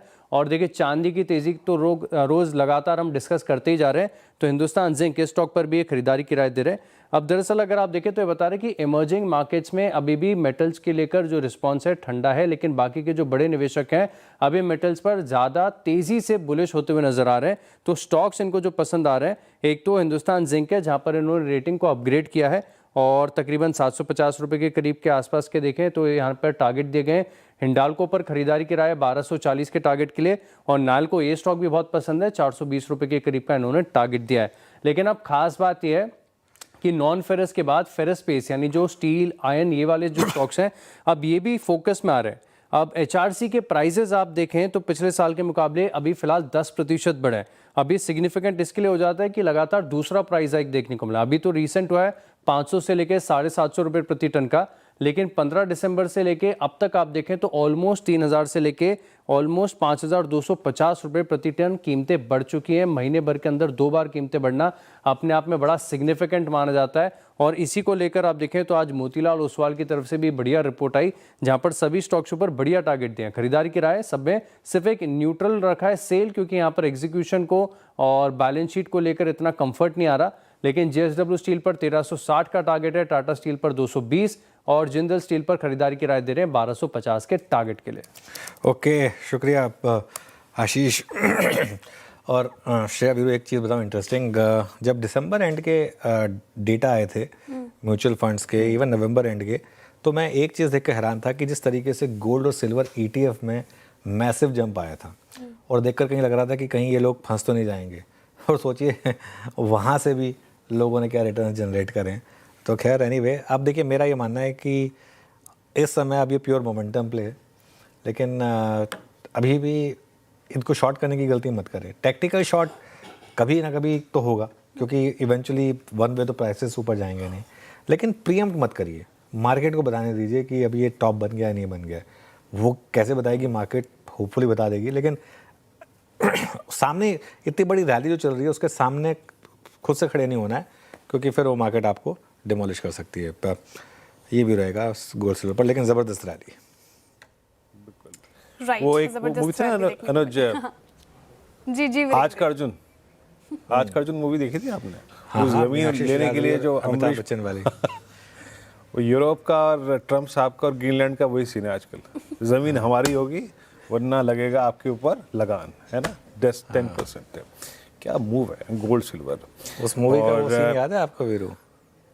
कौन सा? वो कहता वो उसी में था ना, कहता बचपन में तूने मेरा दूध का दांत तोड़ा था, मैं कारा जब बड़ा हूँ मुझे याद नहीं, लेकिन मुझे वो तोड़ूंगा। हाँ, मुझे वो वाला सीन याद है जब वो अमरीश पुरी सारे के सारे दस्तावेज रखवा रहे होते हैं पूरे गांव के, तो मुझे एकदम से वो यही याद आ गया, यूरोप पे जो टैरिफ लगा ना। नहीं वो दूसरी मूवी थी, मैं कंफ्यूज हो रहा था। खैर काफ़ी मूवीज उस समय एक जैसे आई थी। नहीं आई थिंक आपके पैदा होने से पहले की थी वो मूवी, तो इसके लिए कोई नहीं, आपको बेनिफिट ऑफ डाउट नहीं, ऐसी बात नहीं है, पैदा होने से पहले वाली मूवी देख सकते हैं, कोई दिक्कत की बात नहीं है। हाँ खैर हमने मैं देखूंगी वीरेंद्र जी आज जाकर, आज का अर्जुन। हमने गांधी भी देखी है, ऐसी बात नहीं है ना। खैर अब आते हैं एक बार जरा फिर से जरा थोड़ा सा निफ्टी को सेंस कर लेते हैं, फिर उसके बाद थोड़ा सा अर्निंग्स पे चलेंगे। इट्स 25008, कुछ काउंटर्स जो कि वाकई थोड़ा सा मूव जनरेट कर रहे हैं, उसको एक बार देख लेते हैं, फिर आगे बढ़ेंगे। एक बार SBI लेके आइएगा। अब ये मानस से मैंने सुबह प्रश्न किया भी था, स्टेट बैंक ऑफ इंडिया थोड़ा सा डिप आया है, क्या ये लिक्विडेशन थोड़ा सा बढ़ेगा, लेकिन SBI संभल गया 1039 पे। मानस बैंक निफ्टी में कोई दिक्कत नहीं है, बैंक निफ्टी नीचे आया, 20 डे को टेस्ट किया और वहीं से अच्छी खासी रिवर्सल। 20 डे टेस्ट होने के बाद निफ्टी बैंक पे आज री एंट्री कहाँ वाजिब लग रही है आपको, स्टेट बैंक ऑफ इंडिया या फिर अन्य किसी PSU स्टॉक में? देखिए बैंक निफ्टी की अगर बात करें तो बैंक निफ्टी ने 20 डे मूविंग एवरेज पे सपोर्ट लिया है और इंटरडे चार्ट पे रिवर्सल है। तो अगर इंडाइसेस में एक ट्रेड लेना होगा तो बैंक निफ्टी अभी भी करंट लेवल्स पे भी खरीदारी कर सकते हैं। मेरा समझना है कि शायद आपको 61,000 तक के भाव बैंक निफ्टी बहुत ही जल्द दिखा देगा। अब अगर आप बैंकिंग में स्टॉक चूज करने हो तो मैं सबसे पहले तो जो प्राइवेट बैंकिंग है उसमें अगर मैं बात करूं तो एक्सिस बैंक, जिसने आज मॉर्निंग में एक ब्रेकआउट दिया था, ऊपर सस्टेन नहीं हो पाया, लेकिन मेरा समझना है कि यहाँ पर जो ट्रेंड है वो बहुत बुलिश बना हुआ है। तो अगर प्राइवेट बैंकिंग से एक स्टॉक पिक करना हो तो वो एक्सिस बैंक रहेगा। 1280 के स्टॉप लॉस से खरीदारी करेंगे, 1350 तक के टारगेट्स पॉसिबल है। पीएसयू में तो देखिए बहुत सारे ऑप्शंस हैं, लेकिन अगर एक बहुत सेफ ट्रेड लेना हो तो मेरे ख्याल से अभी भी करंट लेवल्स पे भी बैंक ऑफ इंडिया में खरीदारी करनी चाहिए। ध्यान रखिए, बैंक ऑफ इंडिया ने एक बहुत ही इंपॉर्टेंट लेवल 2024 के हाईज को ब्रेक किया है, तो ये रैली यहाँ नहीं थमेगी। टाइम फ्रेम बड़ा रखें, 154 का स्टॉप लॉस लगा लें, 175 तक के टारगेट्स बैंक ऑफ इंडिया में भी पॉसिबल है। पीएसयू बैंक स्पेस से बैंक ऑफ इंडिया और प्राइवेट से एक्सिस बैंक पसंद आ रहे, दोनों काउंटर्स आप रख सकते हैं रडार पे। चलिए अब वक्त हो रहा है धमाकेदार ऑप्शंस का, वो भी लेते हैं। आशीष बहिती जी, मानस जी और अरुण कुमार मंत्री से लेंगे। अरुण कुमार मंत्री जी बताइए, धमाकेदार ऑप्शन के लिए क्या पिक कर रहे हैं आप? श्रेया जी, HAL के साथ ही जाना चाहूंगा। 4500 के रेजिस्टेंस के ऊपर स्टॉक निकल रहा है, तो at the money call option buy करने की सलाह है। 76-77 के आसपास चल रहा है, स्टॉप लॉस 64 के आसपास लगाएं और 98 तक के टारगेट HAL में आ सकते हैं। क्लीन ब्रेकआउट है, मुझे लग रहा है मोमेंटम कैरी होना चाहिए और टारगेट अराउंड 98 के आसपास 4500 के कॉल में देखने को मिल सकते हैं। ओके, HAL की 4500 की कॉल। मानस, आपका ट्रेड ऑप्शंस में? तो देखिए, ऑप्शन में ऑटो क्षेत्र से ही एक ट्रेड लेना चाहिए। अशोक लेलैंड, यहाँ पर ध्यान रखें, हमने कंसोलिडेशन देखा है, कहीं पर भी कोई वीकनेस नहीं है। 10 डे मूविंग एवरेज के नीचे फिसला था, लेकिन 10 डे मूविंग एवरेज को रिगेन कर लिया है। आई थिंक ये नेक्स्ट अपमूव के लिए तैयार हो गया है। तो अशोक लेलैंड में 187.50 ₹187.50 वाला कॉल ऑप्शन जो 3.5 रुपए पे ट्रेड हो रहा है, उसमें खरीदारी करने की राय रहेगी। 2.5 रुपए के स्टॉप लॉस से 6 रुपए के टारगेट के लिए इसमें खरीदारी की जा सकती है। ओके आशीष जी, आपका धमाकेदार ऑप्शन? जी अनुज जी, मारुति में एक रिवर्सल ट्रेड बन रहा है और हमें लग रहा है कि इसे ऑप्शन के थ्रू ही प्ले करना चाहिए। तो यहाँ पे 16,200 की जो कॉल है उसमें खरीदारी की सलाह रहेगी। 160 रुपए के करीब ट्रेड कर रही है। जो स्टॉप लॉस इसमें मेंटेन करना हो 130 रुपए का एसएल मेंटेन करें। ऊपर में जो टारगेट रहेंगे 200 और 240, दो टारगेट के लिए इसमें खरीदारी की जा सकती है। ओके, तो ये बात हो गई धमाकेदार ऑप्शंस की। HAL, मारुति और अशोक लेलैंड ये सुझाए गए हैं धमाकेदार ऑप्शंस के लिए। कुछ काउंटर में इनफैक्ट वहाँ पे भी चार्ट चेक लेना चाहती थी। एक बार इटर्नल रखिएगा स्क्रीन पर, और इटर्नल पर हमने लगातार चर्चा की है। ये पर्टिकुलर काउंटर कोशिश कर रहा था आज के सत्र में, लेकिन टिक नहीं पाया। हाई साइड से देखिए कैसे फिसला है और 281 के लेवल पर 2% से ज़्यादा टूट कर रहा है कारोबार। अरुण कुमार मंत्री जी, इटर्नल पर क्या राय है? अपने हाई से काफ़ी करेक्ट हो चुका है, अब क्या यहाँ से बाउंस बैक करेगा या फिर अभी भी आपको चार्ट्स पे वीकनेस नजर आ रही है? आपकी राय? श्रेया जी, क्लियर वीकनेस नजर आ रही है। ओवरऑल देखें तो 275, 290 इस रेंज के बीच में स्टॉक ट्रेड कर रहा है, तो खरीदारी की सलाह तो नहीं है। जिनके पास है वो होल्ड करे, पर उछाल में उनको निकल जाने की सलाह रहेगी। नीचे में 275 के आसपास सपोर्ट है, उसका स्टॉप लॉस लगाए। बाकी फ्रेश खरीदारी की सलाह स्टॉक में नहीं रहेगी। चलिए आगे बढ़ते हैं। बाजार की नज़र अब कल आने वाले नंबर्स पर रहेगी। इनमें AU small finance bank, persistent systems, SRF और यूनाइटेड स्पिरिट्स के नंबर्स आएंगे। हमारे साथ गौरव, आशीष और दीपाली जुड़े हैं इन नंबर्स का प्रीव्यू करने के लिए। गौरव से शुरुआत करते हैं। गौरव, AU बैंक कैसे रहेंगे नंबर्स यहाँ पर? जी, अगर हम बात करें AU स्मॉल फाइनेंस बैंक की, तो पहले ही हमारे पास प्रोविजनल अपडेट्स आ चुके हैं, जिसमें बैंक ने काफ़ी अच्छा नंबर दिखाया है। अगर लोन ग्रोथ की बात करें तो लगभग 24% और डिपॉजिट ग्रोथ है लगभग 23% का इस क्वार्टर में ही ईयर ऑन ईयर बेसिस पे। अभी इसी नंबर्स के साथ अगर हम चले तो स्ट्रीट का मानना यह है कि कहीं पे नेट इंटरेस्ट इनकम जो है वहाँ पे 13% का ईयर ऑन ईयर ग्रोथ जो है देखने को मिल सकती है। अदर इनकम से थोड़ा सपोर्ट हमें देखने को मिलेगा, बट इसी के साथ साथ जो ओपेक्स कॉस्ट है वहाँ पे एक थोड़ा उछाल देखने को मिलेगा। इसी की वजह से प्री प्रोविजनल ऑपरेटिंग प्रॉफिट यहाँ पे लगभग बस 7% की उछाल जो है ईयर ऑन ईयर बेसिस पे हमें देखने को मिल सकती है। इसमें एक जानना ये भी ज़रूरी है, क्योंकि पिछले क्वार्टर में ही सेम ईयर में पिछले क्वार्टर में हमने देखा था कि ये जो ओपेक्स का नंबर था वो ज़्यादा था और इसकी वजह से सिर्फ 7% की उछाल। इसी के बाद अगर हम बात करें प्रोविजंस की, तो कुछ ज़्यादा एक्सपेक्टेड नहीं है। रिस्क को लेकर एसेट क्वालिटी जो है वो स्टेबल ही रहेगी। इनफैक्ट क्रेडिट कॉस्ट जो है वो नीचे आने की काफ़ी ज़्यादा संभावना है और इसी के साथ साथ प्रॉफिट जो है उसमें लगभग 24% की जो उछालें देखने को मिल सकती है। इसी के साथ साथ अगर हम बात करें नेट इंटरेस्ट मार्जिन्स की, तो स्ट्रीट का मानना यह है कि 10 बेसिस पॉइंट की इंक्रीज जो है इस क्वार्टर में हमें देखने को मिल सकती है। सीक्वेंशियल बेसिस पे क्रेडिट कॉस्ट जो है वो लगभग स्टेबल ही रहेगा और स्लिपेजेस में भी ज़्यादा कुछ जो नेगेटिव सरप्राइज है वो देखने को नहीं मिलेगा, क्योंकि MFI और व्हीकल फाइनेंस में जो स्ट्रेस है वो शायद से कम हो सकता है। अब आगे जाके मैनेजमेंट से क्रेडिट कॉस्ट का जो व्यू है वो जानना ज़रूरी रहेगा, क्योंकि पिछले ही क्वार्टर में मैनेजमेंट ने कहा था ये जो क्रेडिट कॉस्ट है वो 1% के बीच में ही रहेगा, जो कि फर्स्ट हाफ के लिए ही 1.3% पे था। दूसरी बात आती है ग्रोथ की। अगर हम बात करें कुछ ट्रजेक्टरी की तो एयू स्मॉल फाइनेंस बैंक की ट्रजेक्टरी रही है 20% से भी ज़्यादा ग्रोथ की, बट जैसे हमें पता है कि स्मॉल फाइनेंस बैंक से यूनिवर्सल बैंक के पास ये जो ट्रांजिशन है वो चल रहा है, तो आगे जाके मैनेजमेंट इस ग्रोथ को कैसे सस्टेन होते हुए देख रहा है वो देखना काफ़ी ज़्यादा ज़रूरी रहेगा। और आखिर में जो यूनिवर्सल बैंकिंग की तरफ प्रोग्रेस है उसके ऊपर कुछ अपडेट्स, कैसे बैंक जो है वो अपनी स्ट्रैटेजी बदलने वाला है वो देखना ज़रूरी रहेगा। बट ओवरऑल नंबर्स की बात करें तो अच्छे numbers AU small finance bank की तरफ से एक्सपेक्टेड है। शुक्रिया गौरव, अच्छे नंबर्स एक्सपेक्टेड हैं और याद रखिएगा एयू स्मॉल फाइनेंस बैंक 1025 पे आज भी क्लोज होता है तो ये इसका ऑल टाइम हाई क्लोज होगा, all time high close for AU small bank. सबसे बड़ा वर्टिकल राइज देने वाला stock along with federal bank I think. खैर अब एक काम करते हैं, चलते हैं दूसरे नंबर्स की तरफ और आशीष से बात करते हैं। दो नंबर्स SRF और USL दोनों केमिकल हैं लेकिन एक थोड़ा डिफरेंट है। आशीष नंबर्स बताइए। पहले केमिकल वाला स्टॉक SRF आपको बताता हूँ, फिर स्पेशल केमिकल वाला बताऊंगा। SRF की बात करें तो रेवेन्यू 6% बढ़ सकती है यहाँ पर। अब इसके नंबर्स थोड़े से ट्रिकी नजर आएंगे, कारण ये कि पिछले साल की तुलना में देखें तो नतीजे बहुत बढ़िया हैं, कोई दिक्कत की बात नहीं है, लेकिन सीक्वेंशियल तौर पर थोड़ा सा धीमापन, थोड़ी सी गिरावट यहाँ पर आपको देखने को मिलेगी।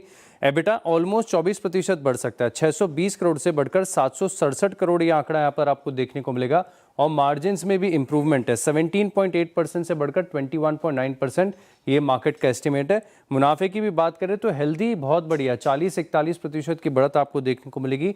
381 करोड़ ये आंकड़ा जो है बाजार एस्टिमेट लगा चल रहा है। अब दरअसल अगर आप देखें तो ये टिपिकल क्वार्टर ऐसा होता है जहां पर रेफ्रिजरेंट गैस की जो बिक्री है थोड़ी सी धीमी होती है, लेकिन टेक्सटाइल जो इनका सेगमेंट है यहाँ पर थोड़ा सा सबड्यूड परफॉर्मेंस है। इनके पास भी स्पेशलिटी केमिकल का जो कारोबार है इसमें आप देखें तो थोड़ा सा कंपैरेटिवली बेटर इंप्रूवमेंट और प्राइजेस रियलाइजेशन बेहतर देखने को मिले।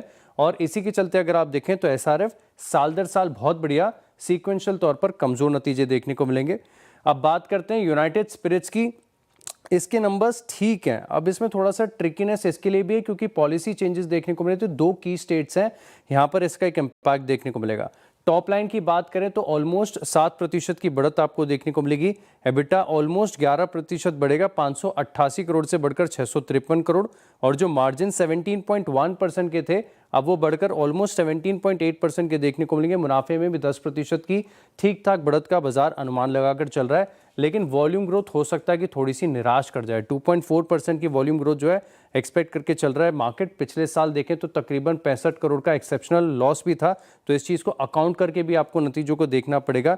लेकिन जैसे कि मैंने बताया कि महाराष्ट्र और आंध्र प्रदेश यहाँ पर पॉलिसी चेंज हुए हैं तो इम्पैक्ट यहाँ पर वॉल्यूम ग्रोथ पर काफ़ी सिग्निफिकेंट है। हालांकि अगर आप देखें तो जो इनपुट प्राइसेस हैं तिमाही के दौरान थोड़े स्टेबल देखने को मिले, तो जो ग्रॉस मार्जिन है यहाँ पर आपको करीब 110 बेसिस पॉइंट की बढ़त देखने को मिलेगी। तो वॉल्यूम ग्रोथ कैसी रहती है, आउटलुक क्या रहता है, ये की मॉनिटरेबल है। यूनाइटेड स्पिरिट्स ठीक ठाक नतीजे एक्सपेक्टेड है।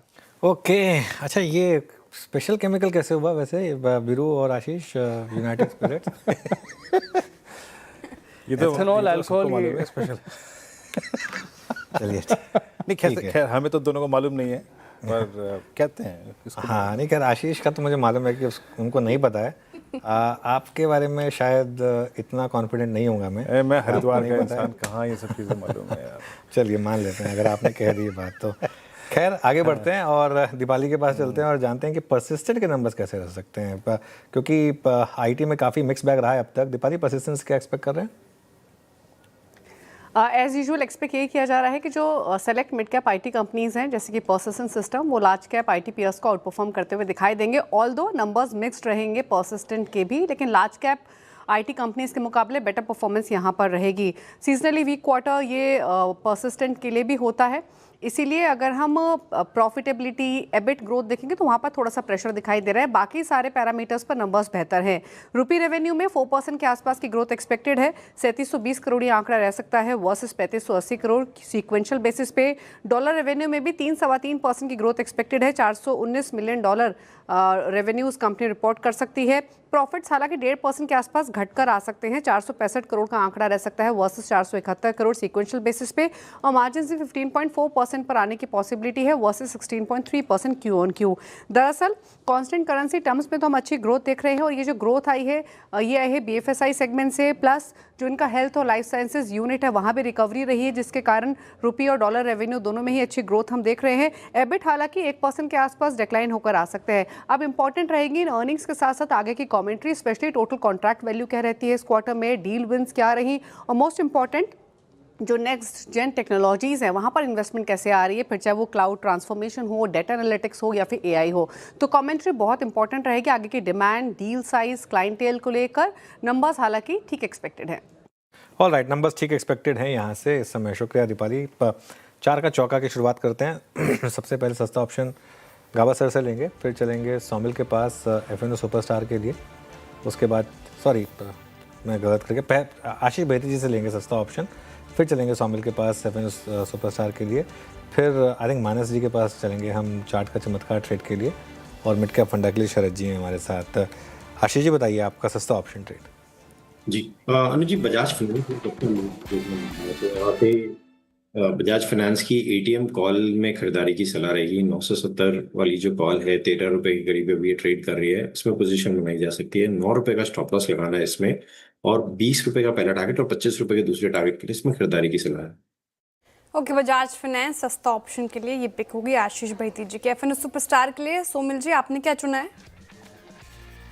मैंने चुना है blue star on the sell side, negative side पे चुना है। कुछ समय से in the last couple of weeks ये थोड़ा सा साइडवेज था, लेकिन अभी 200 डेली मूविंग एवरेज के नीचे फिसला है, 40 और 20-40 डेली मूविंग एवरेज के नीचे भी फिसला है। एक छोटा सा कंसोलिडेशन हो रहा है जो मैं समझता हूँ कि नीचे की तरफ टूटेगा। यहाँ पर टारगेट रखेंगे 1700 पर नीचे, और ऊपर में स्टॉप लॉस होगा 1825।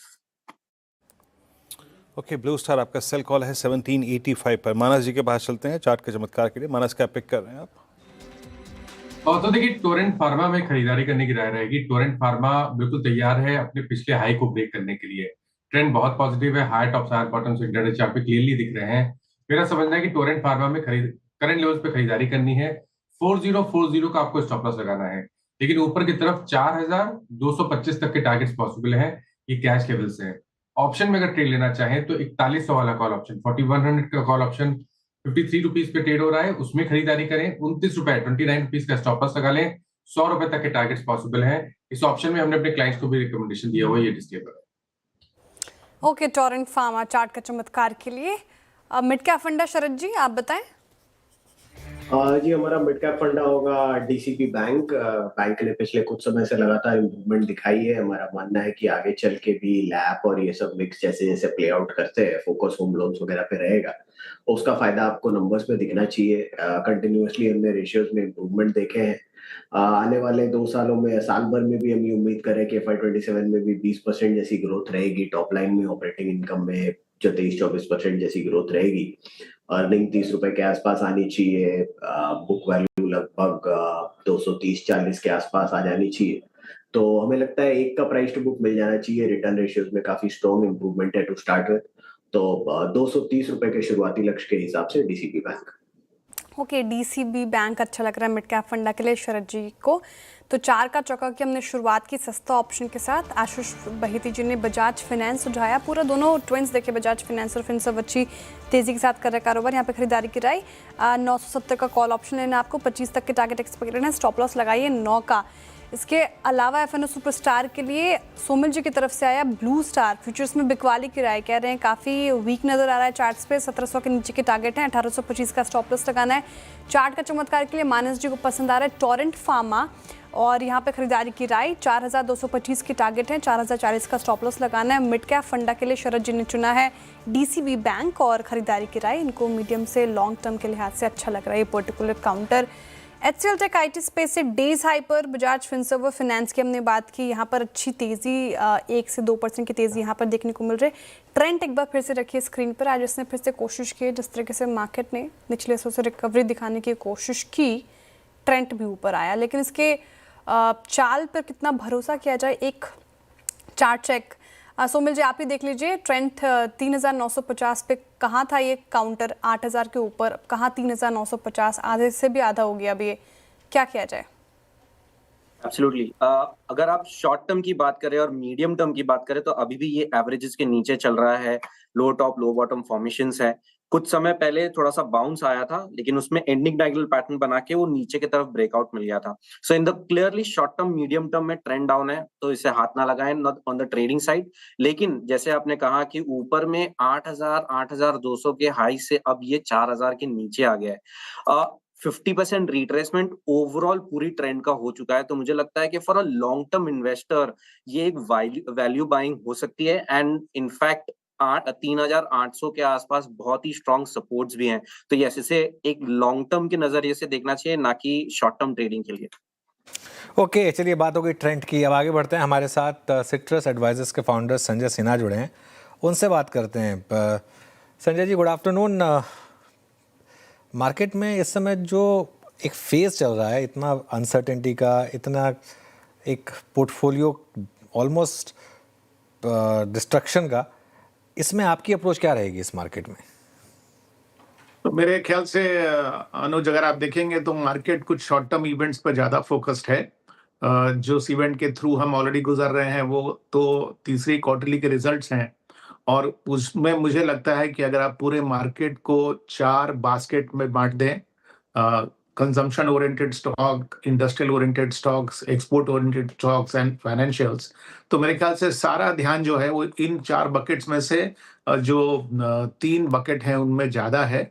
मेरे ख्याल से जो कंजम्पशन ओरिएंटेड स्टॉक्स हैं उनके रिजल्ट्स और कमेंट्री पर बाजार की नज़र बहुत ज़्यादा है, क्योंकि वो जीएसटी का इम्पैक्ट क्या सिर्फ अक्टूबर का फिनोमेना था या ज़्यादा लंबे समय तक चलेगा, वो कमेंट्री बाजार सुनना चाहता है। दूसरा बकेट जो बाजार के लिए इम्पोर्टेंट है वो मेरे ख्याल से फाइनेंशियल्स है और वहाँ पर ना सिर्फ the quantitative result but the quality of the result जो है वो भी महत्व रखता है। एंड जिस तरह से हम लोगों ने देखा इन्फोसिस के रिजल्ट आने के बाद जिस तरह से इंटरेस्ट बढ़ा है आईटी में, तो मेरे ख्याल से एक्सपोर्ट ओरिएंटेड बास्केट अगर हम देखें तो उसमें आईटी पर लोगों का ध्यान बहुत ज़्यादा है। इन सब के बीच में मेरे ख्याल से कुछ रूमर्स या कुछ इस तरह की अटकलें कि चाइनीज प्रोड्यूसर्स को भारतीय ऑर्डर्स के लिए बिड करने की परमिशन दी जाएगी, उसके कारण जिस तरह से पिटाई हुई कैपिटल गुड्स स्टॉक की, वो मेरे ख्याल से एक तैयारी हो रही है बजट के रैली की। और चूंकि ये बजट अगर आप देखें अनुज तो ये एक तरह से मिड टर्म बजट है सरकार के लिए, क्योंकि इस बजट के में जो अनाउंसमेंट्स होंगे, खास करके प्रोजेक्ट के जो अनाउंसमेंट होंगे, उनका एग्जीक्यूशन तब पूरा होगा जबकि अगला इलेक्शन ये लड़ने के लिए जाएंगे। तो और दूसरी बात यह है कि इस बजट से लोगों की उम्मीदें बिल्कुल मिनिमल है, तो मेरे ख्याल से हो सकता है बजट एक सरप्राइज कर दे ऑन द पॉजिटिव साइड। तो अगर आप देखें तो बाजार पर इन सब का मिला-जुला असर है और of course last but not the least जो हमारा यूएस के साथ ट्रेड डील जो नवंबर में ही पूरा हो जाना चाहिए था, वो खिंच-खिंच के जनवरी के महीने में आ गया और अभी भी कुछ बहुत क्लैरिटी नहीं है कि कब पूरा होगा। मेरे ख्याल से वो भी एक असमंजस की स्थिति पैदा कर रहा है। नहीं, पर संजय जी, ये ट्रेड डील और दूसरा अगर आप देखें जिसका जिक्र अभी आपने किया, अभी वीरेंद्र बोल रहा हूँ सर, मैं ये आपका इन्फोसिस के नंबर्स है ना, फुल ईयर की जो टॉप लाइन गाइडेंस थी उसको बढ़ाया थोड़ा सा। अभी भी आपका निफ्टी अभी पिछले महीने ही इसी महीने ऑल टाइम हाई क्रिएट किया था, लेकिन आईटी और उसके प्रीवियस हाई में एक बड़ा डिफरेंशियल है। क्या इन इन्फोसिस के नंबर्स को एक लीडिंग इंडिकेटर के तौर पे मानते हुए, सिर्फ अर्निंग से फोकस करते हुए, आप आईटी में कंफर्टेबल बायर हैं और अपने पोर्टफोलियो में एक अच्छा स्पेस देने की वकालत करेंगे या नहीं करेंगे? तो वीरेंद्र, अगर आप देखें तो मैंने पहले भी कहा है कि जिस तरह की स्ट्रक्चरल रीओरिएंटेशन हो रही है आईटी सेक्टर के बिजनेस की, उसमें मिड कैप आईटी कंपनीज ने अपने बिजनेस मॉडल को बहुत जल्दी ढाल लिया था।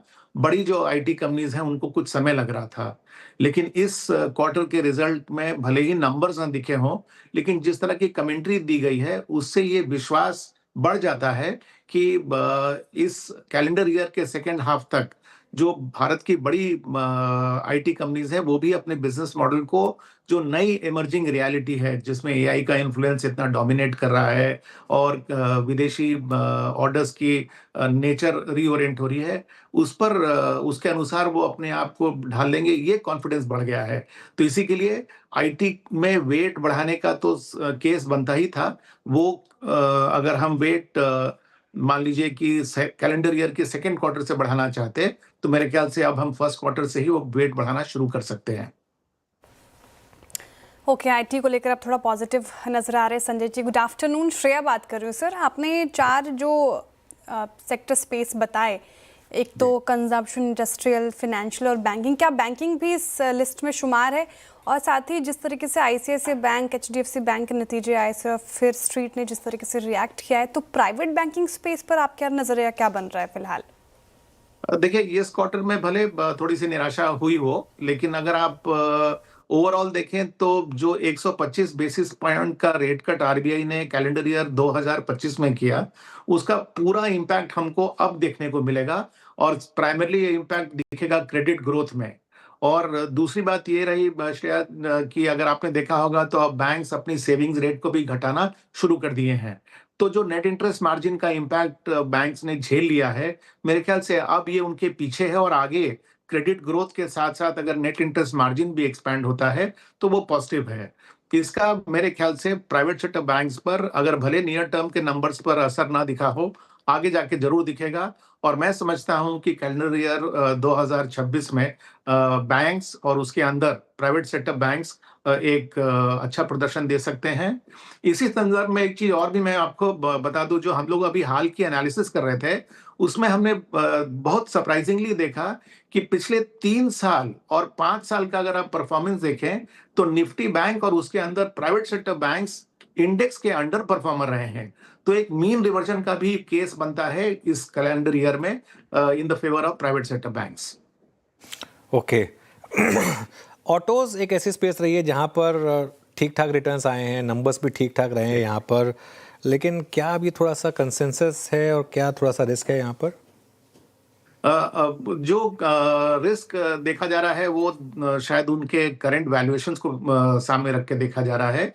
लेकिन अनुज, अगर आप देखें तो करंट ईयर में स्टील के प्राइसेस के आउटलुक मॉडरेट हैं, एल्यूमिनियम के थोड़े से प्रीमियम पे हैं।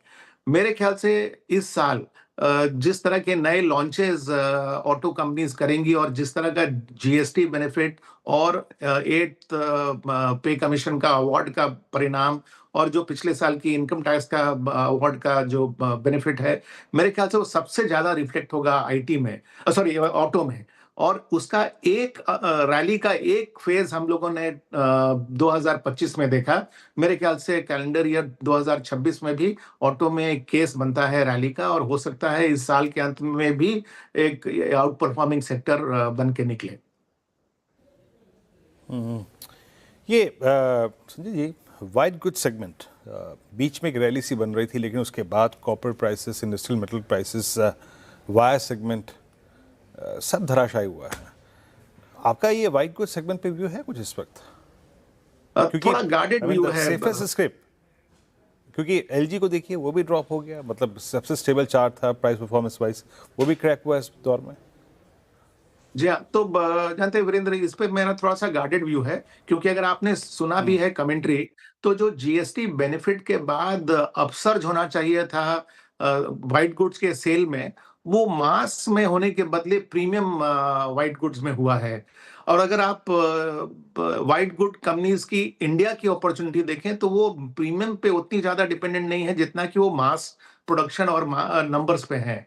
मेरे ख्याल से उसमें फॉर द नियर टर्म या तो फटीग आ गया है या फिर उनके चैनल में इन्वेंट्री इतनी ज्यादा है कि उसको क्लियर करने में उनको समय लग रहा है।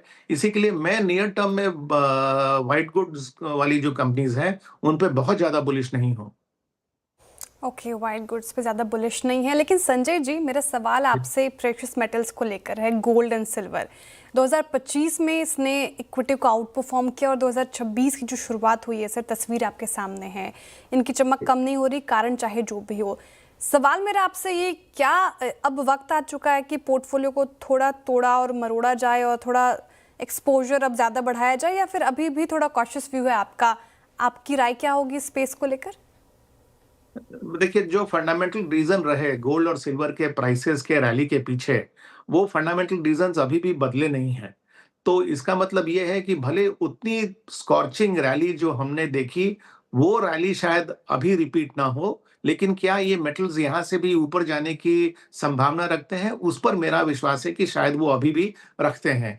इसी के लिए आपके पोर्टफोलियो में जहाँ पहले ये प्रेशियस मेटल बिल्कुल ज़ीरो होता तो भी चलता, वहाँ से आज हम इस स्थिति पे हैं कि कम से कम आपके पोर्टफोलियो का 10% हिस्सा तो इन प्रेशियस मेटल का होना चाहिए। संजय जी, बहुत बहुत शुक्रिया आप इस कार्यक्रम में शामिल हुए और अर्निंग्स के इस दौर में और बजट से पहले अपनी राय हमारे साथ शेयर की। बहुत बहुत शुक्रिया।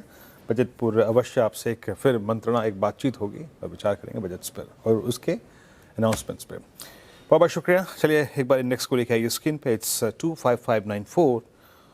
बैंक निफ्टी ने अपने डैमेज को कंट्रोल कर लिया, a strong pull back from 20 DEMA. लेकिन अनुज, फाइनली एक चीज़ मैं बताऊं कि फाइनली मतलब 5-10 अंकों के फ्रैक्शन से ही सही, लेकिन हाँ, हम आज 100 डेमा के नीचे बंद हो रहा है निफ्टी पर।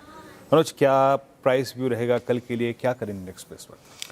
बिल्कुल। अच्छा वीरू, उस पर आऊँ उससे पहले एक बार हिंदुस्तान जिंक देख लेते हैं, क्योंकि अभी भी हिंदुस्तान जिंक के नंबर्स आए और क्लियरली वो जो चांदी हो रही है उसका एक इम्पैक्ट नंबर्स में देखने को मिल रहा है और शानदार ग्रोथ है वहाँ पर। पता है वीरू, मैं जब बहुत छोटा था, 7-8 साल का था, तो वो जो पुराने नोट आते थे ना 10 रुपए के, उसमें से कुछ बच्चे ना वो उसमें चांदी की एक लाइन होती थी, उसको खींच लेते थे। तो मैं सोचा था कि अगर उस समय सोचा होता कि चांदी आगे जाके ऐसी हो जाएगी तो उनको उन्हीं को जमा करते रहते एज अ हॉबी, तो नोट से ज़्यादा वैल्यू तो उनकी हो चुकी होती है ना। अरे अनुज, अभी 3 महीने पहले होश आगे होते तो कह रहा हूँ सही बात है। 3 महीने पहले 3 महीने में 1 लाख से 3 लाख हुई है चांदी। ठीक बात है, बिल्कुल। तो हो सकता है कि ये हिंदुस्तान जिंक के ये तो ध्यान रखिएगा अक्टूबर टू दिसंबर के नंबर है जिसमें बहुत बड़ी चांदी की रैली आई थी, तो उसका एक इम्पैक्ट है। अब देखते हैं जनवरी टू मार्च वो रैली कंटिन्यू करेगी नहीं, एटलीस्ट जनवरी में तो कंटिन्यू कर रही है। चलिए देखिए, स्ट्रैटेजी की जहाँ तक बात है वीरू, देखिए मार्केट की क्लोज ठीक ठाक है, थोड़ी कंफर्टिंग है, लेकिन अच्छा थोड़ा जल्दी बोल गया मैं, एकदम से पिछले 10 मिनट में फिर मार्केट में गिरावट आई। थोड़ा सा एक वेट एंड वॉच अप्रोच है, असमंजस की स्थिति। और इस मार्केट में दिक्कत क्या है कि जो लोज हैं आज के, वो अगर टूटे तो मार्केट में बहुत बड़ी गिरावट आ सकती है। आज का लो निफ्टी के लिए, बैंक निफ्टी के लिए, दोनों के लिए काफ़ी क्रूशल है, खास तौर से निफ्टी के लिए, क्योंकि हम ऑलमोस्ट जनवरी के लो तक गए हैं। बजाय हमने वो लेवल्स निफ्टी पर 25,500 और बैंक निफ्टी पर 59,500, ये क्रूशल लेवल्स ही हमने बचाए हैं। देखिए अभी इस मार्केट में थोड़ा सा केयरफुली रहिए, इंडिविजुअल थीम्स में रहिए। अगर आपको बिल्कुल कोई ट्रेड कैरी करना ही है तो मेरा व्यू अभी भी वही रहेगा, बैंक निफ्टी बेटर है निफ्टी से। और आई थिंक ये ट्रेड अभी भी काम कर रही है कि अगर आप निफ्टी बैंक को लॉन्ग करें और अपने आप को हेज कर लें निफ्टी की पुट से। अब निफ्टी की पुट ऑब्वियसली कल की ना लें, क्योंकि कल की वो हेजिंग नहीं होगी, वो गैम्बलिंग हो जाएगी अगले हफ्ते की। तो वो एक अप्रोच हो सकती है इस समय मार्केट में। चलिए एक काम करते हैं, यतिन के पास चलते हैं और जानते हैं कि आज डीलिंग रूम से हमें क्या फीडबैक मिल रहा है। यतिन, गुड आफ्टरनून, बताइए।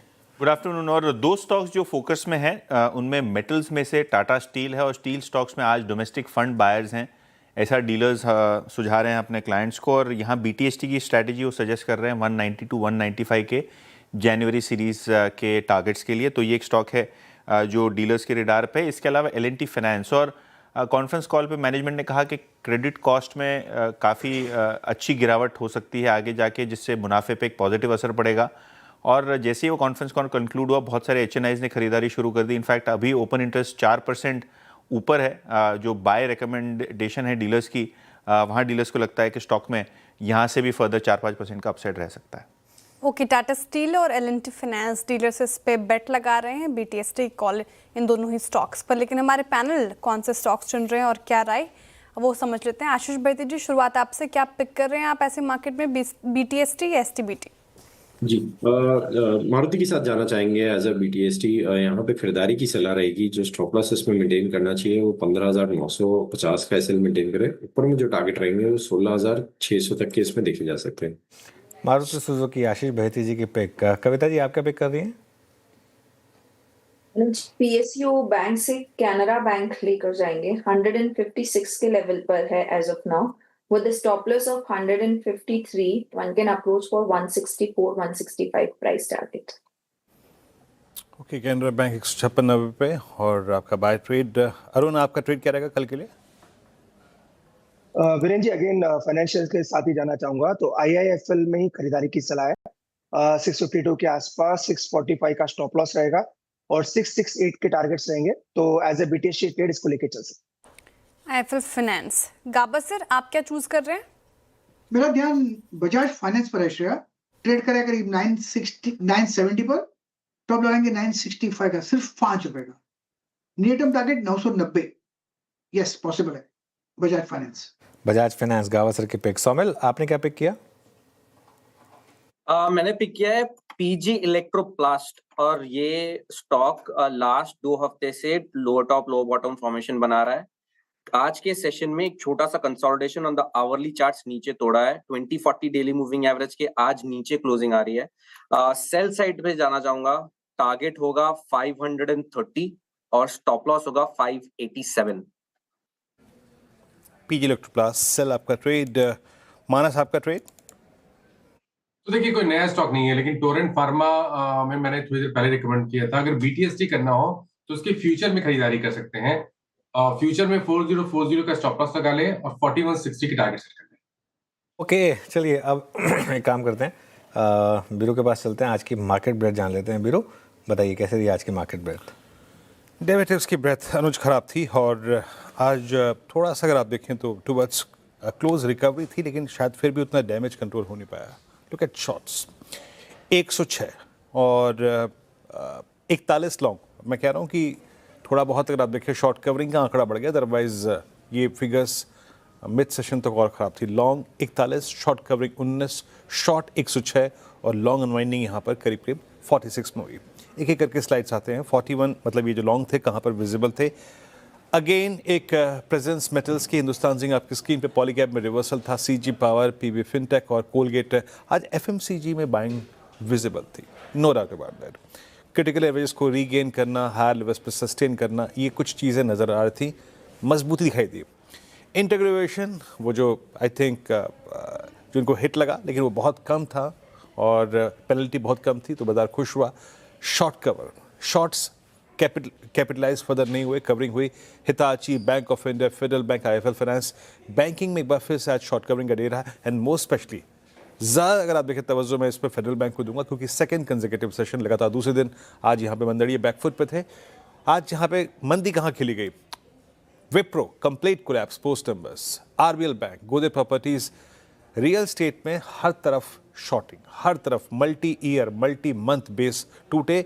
PNB में थोड़ा बहुत अगर आप देखें हायर लेवल से शॉर्ट बिल्डअप हुआ और रिलायंस में पोस्ट नंबर्स आज शॉर्ट बिल्डअप हुआ और रिलायंस आज 200 मार्क नीचे बंद हुआ। Long unwinding Sona, Angel One, petrol LNG, Jubilant Foods और वोडाफोन आइडिया, इन सभी काउंटर्स में आज प्रॉफिट टेकिंग हुई।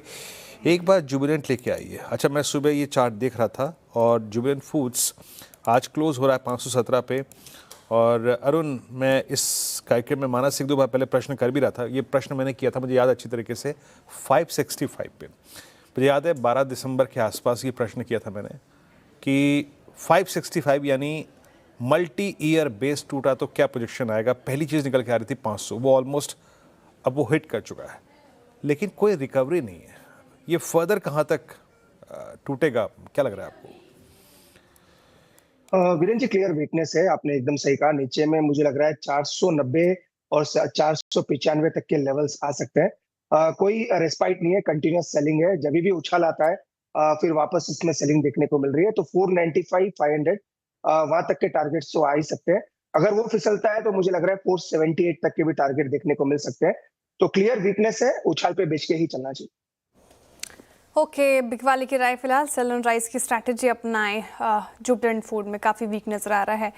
अच्छा, सोमिल जी ने PG इलेक्ट्रोप्लास्ट चुना। सोमिल जी, डिक्सन का भी चार्ट देखेंगे आप? यहाँ पर भी अच्छी तेज़ी और जिस तरीके से ये टूटा है पिछले 1 महीने में और आज जिस तरीके से मूव्स हैं, इसको कैसे देख रहे हैं? डिक्सन में एक प्रीवियसली एक लो बना था ऑन द क्वार्टरली चार्ट्स 10,600 के आसपास, वहीं से ही आज एक सपोर्ट लिया है और अच्छी तेजी दिखाई दी है।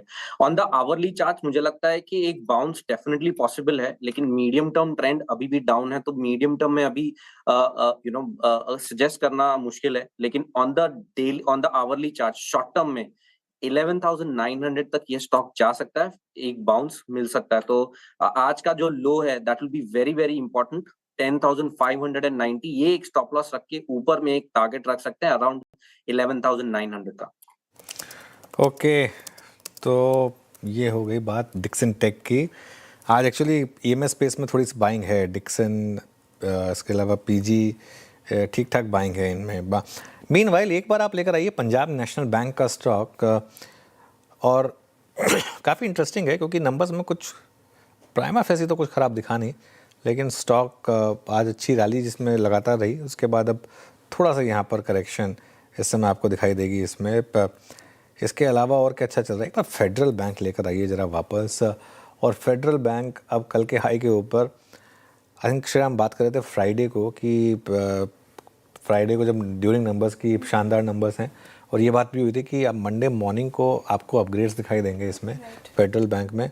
और मैं सच बताऊं तो मतलब अब अगर इसका आप चार्ट देखें, इसका एक बार चला 6 महीने का चार्ट लेकर आइए।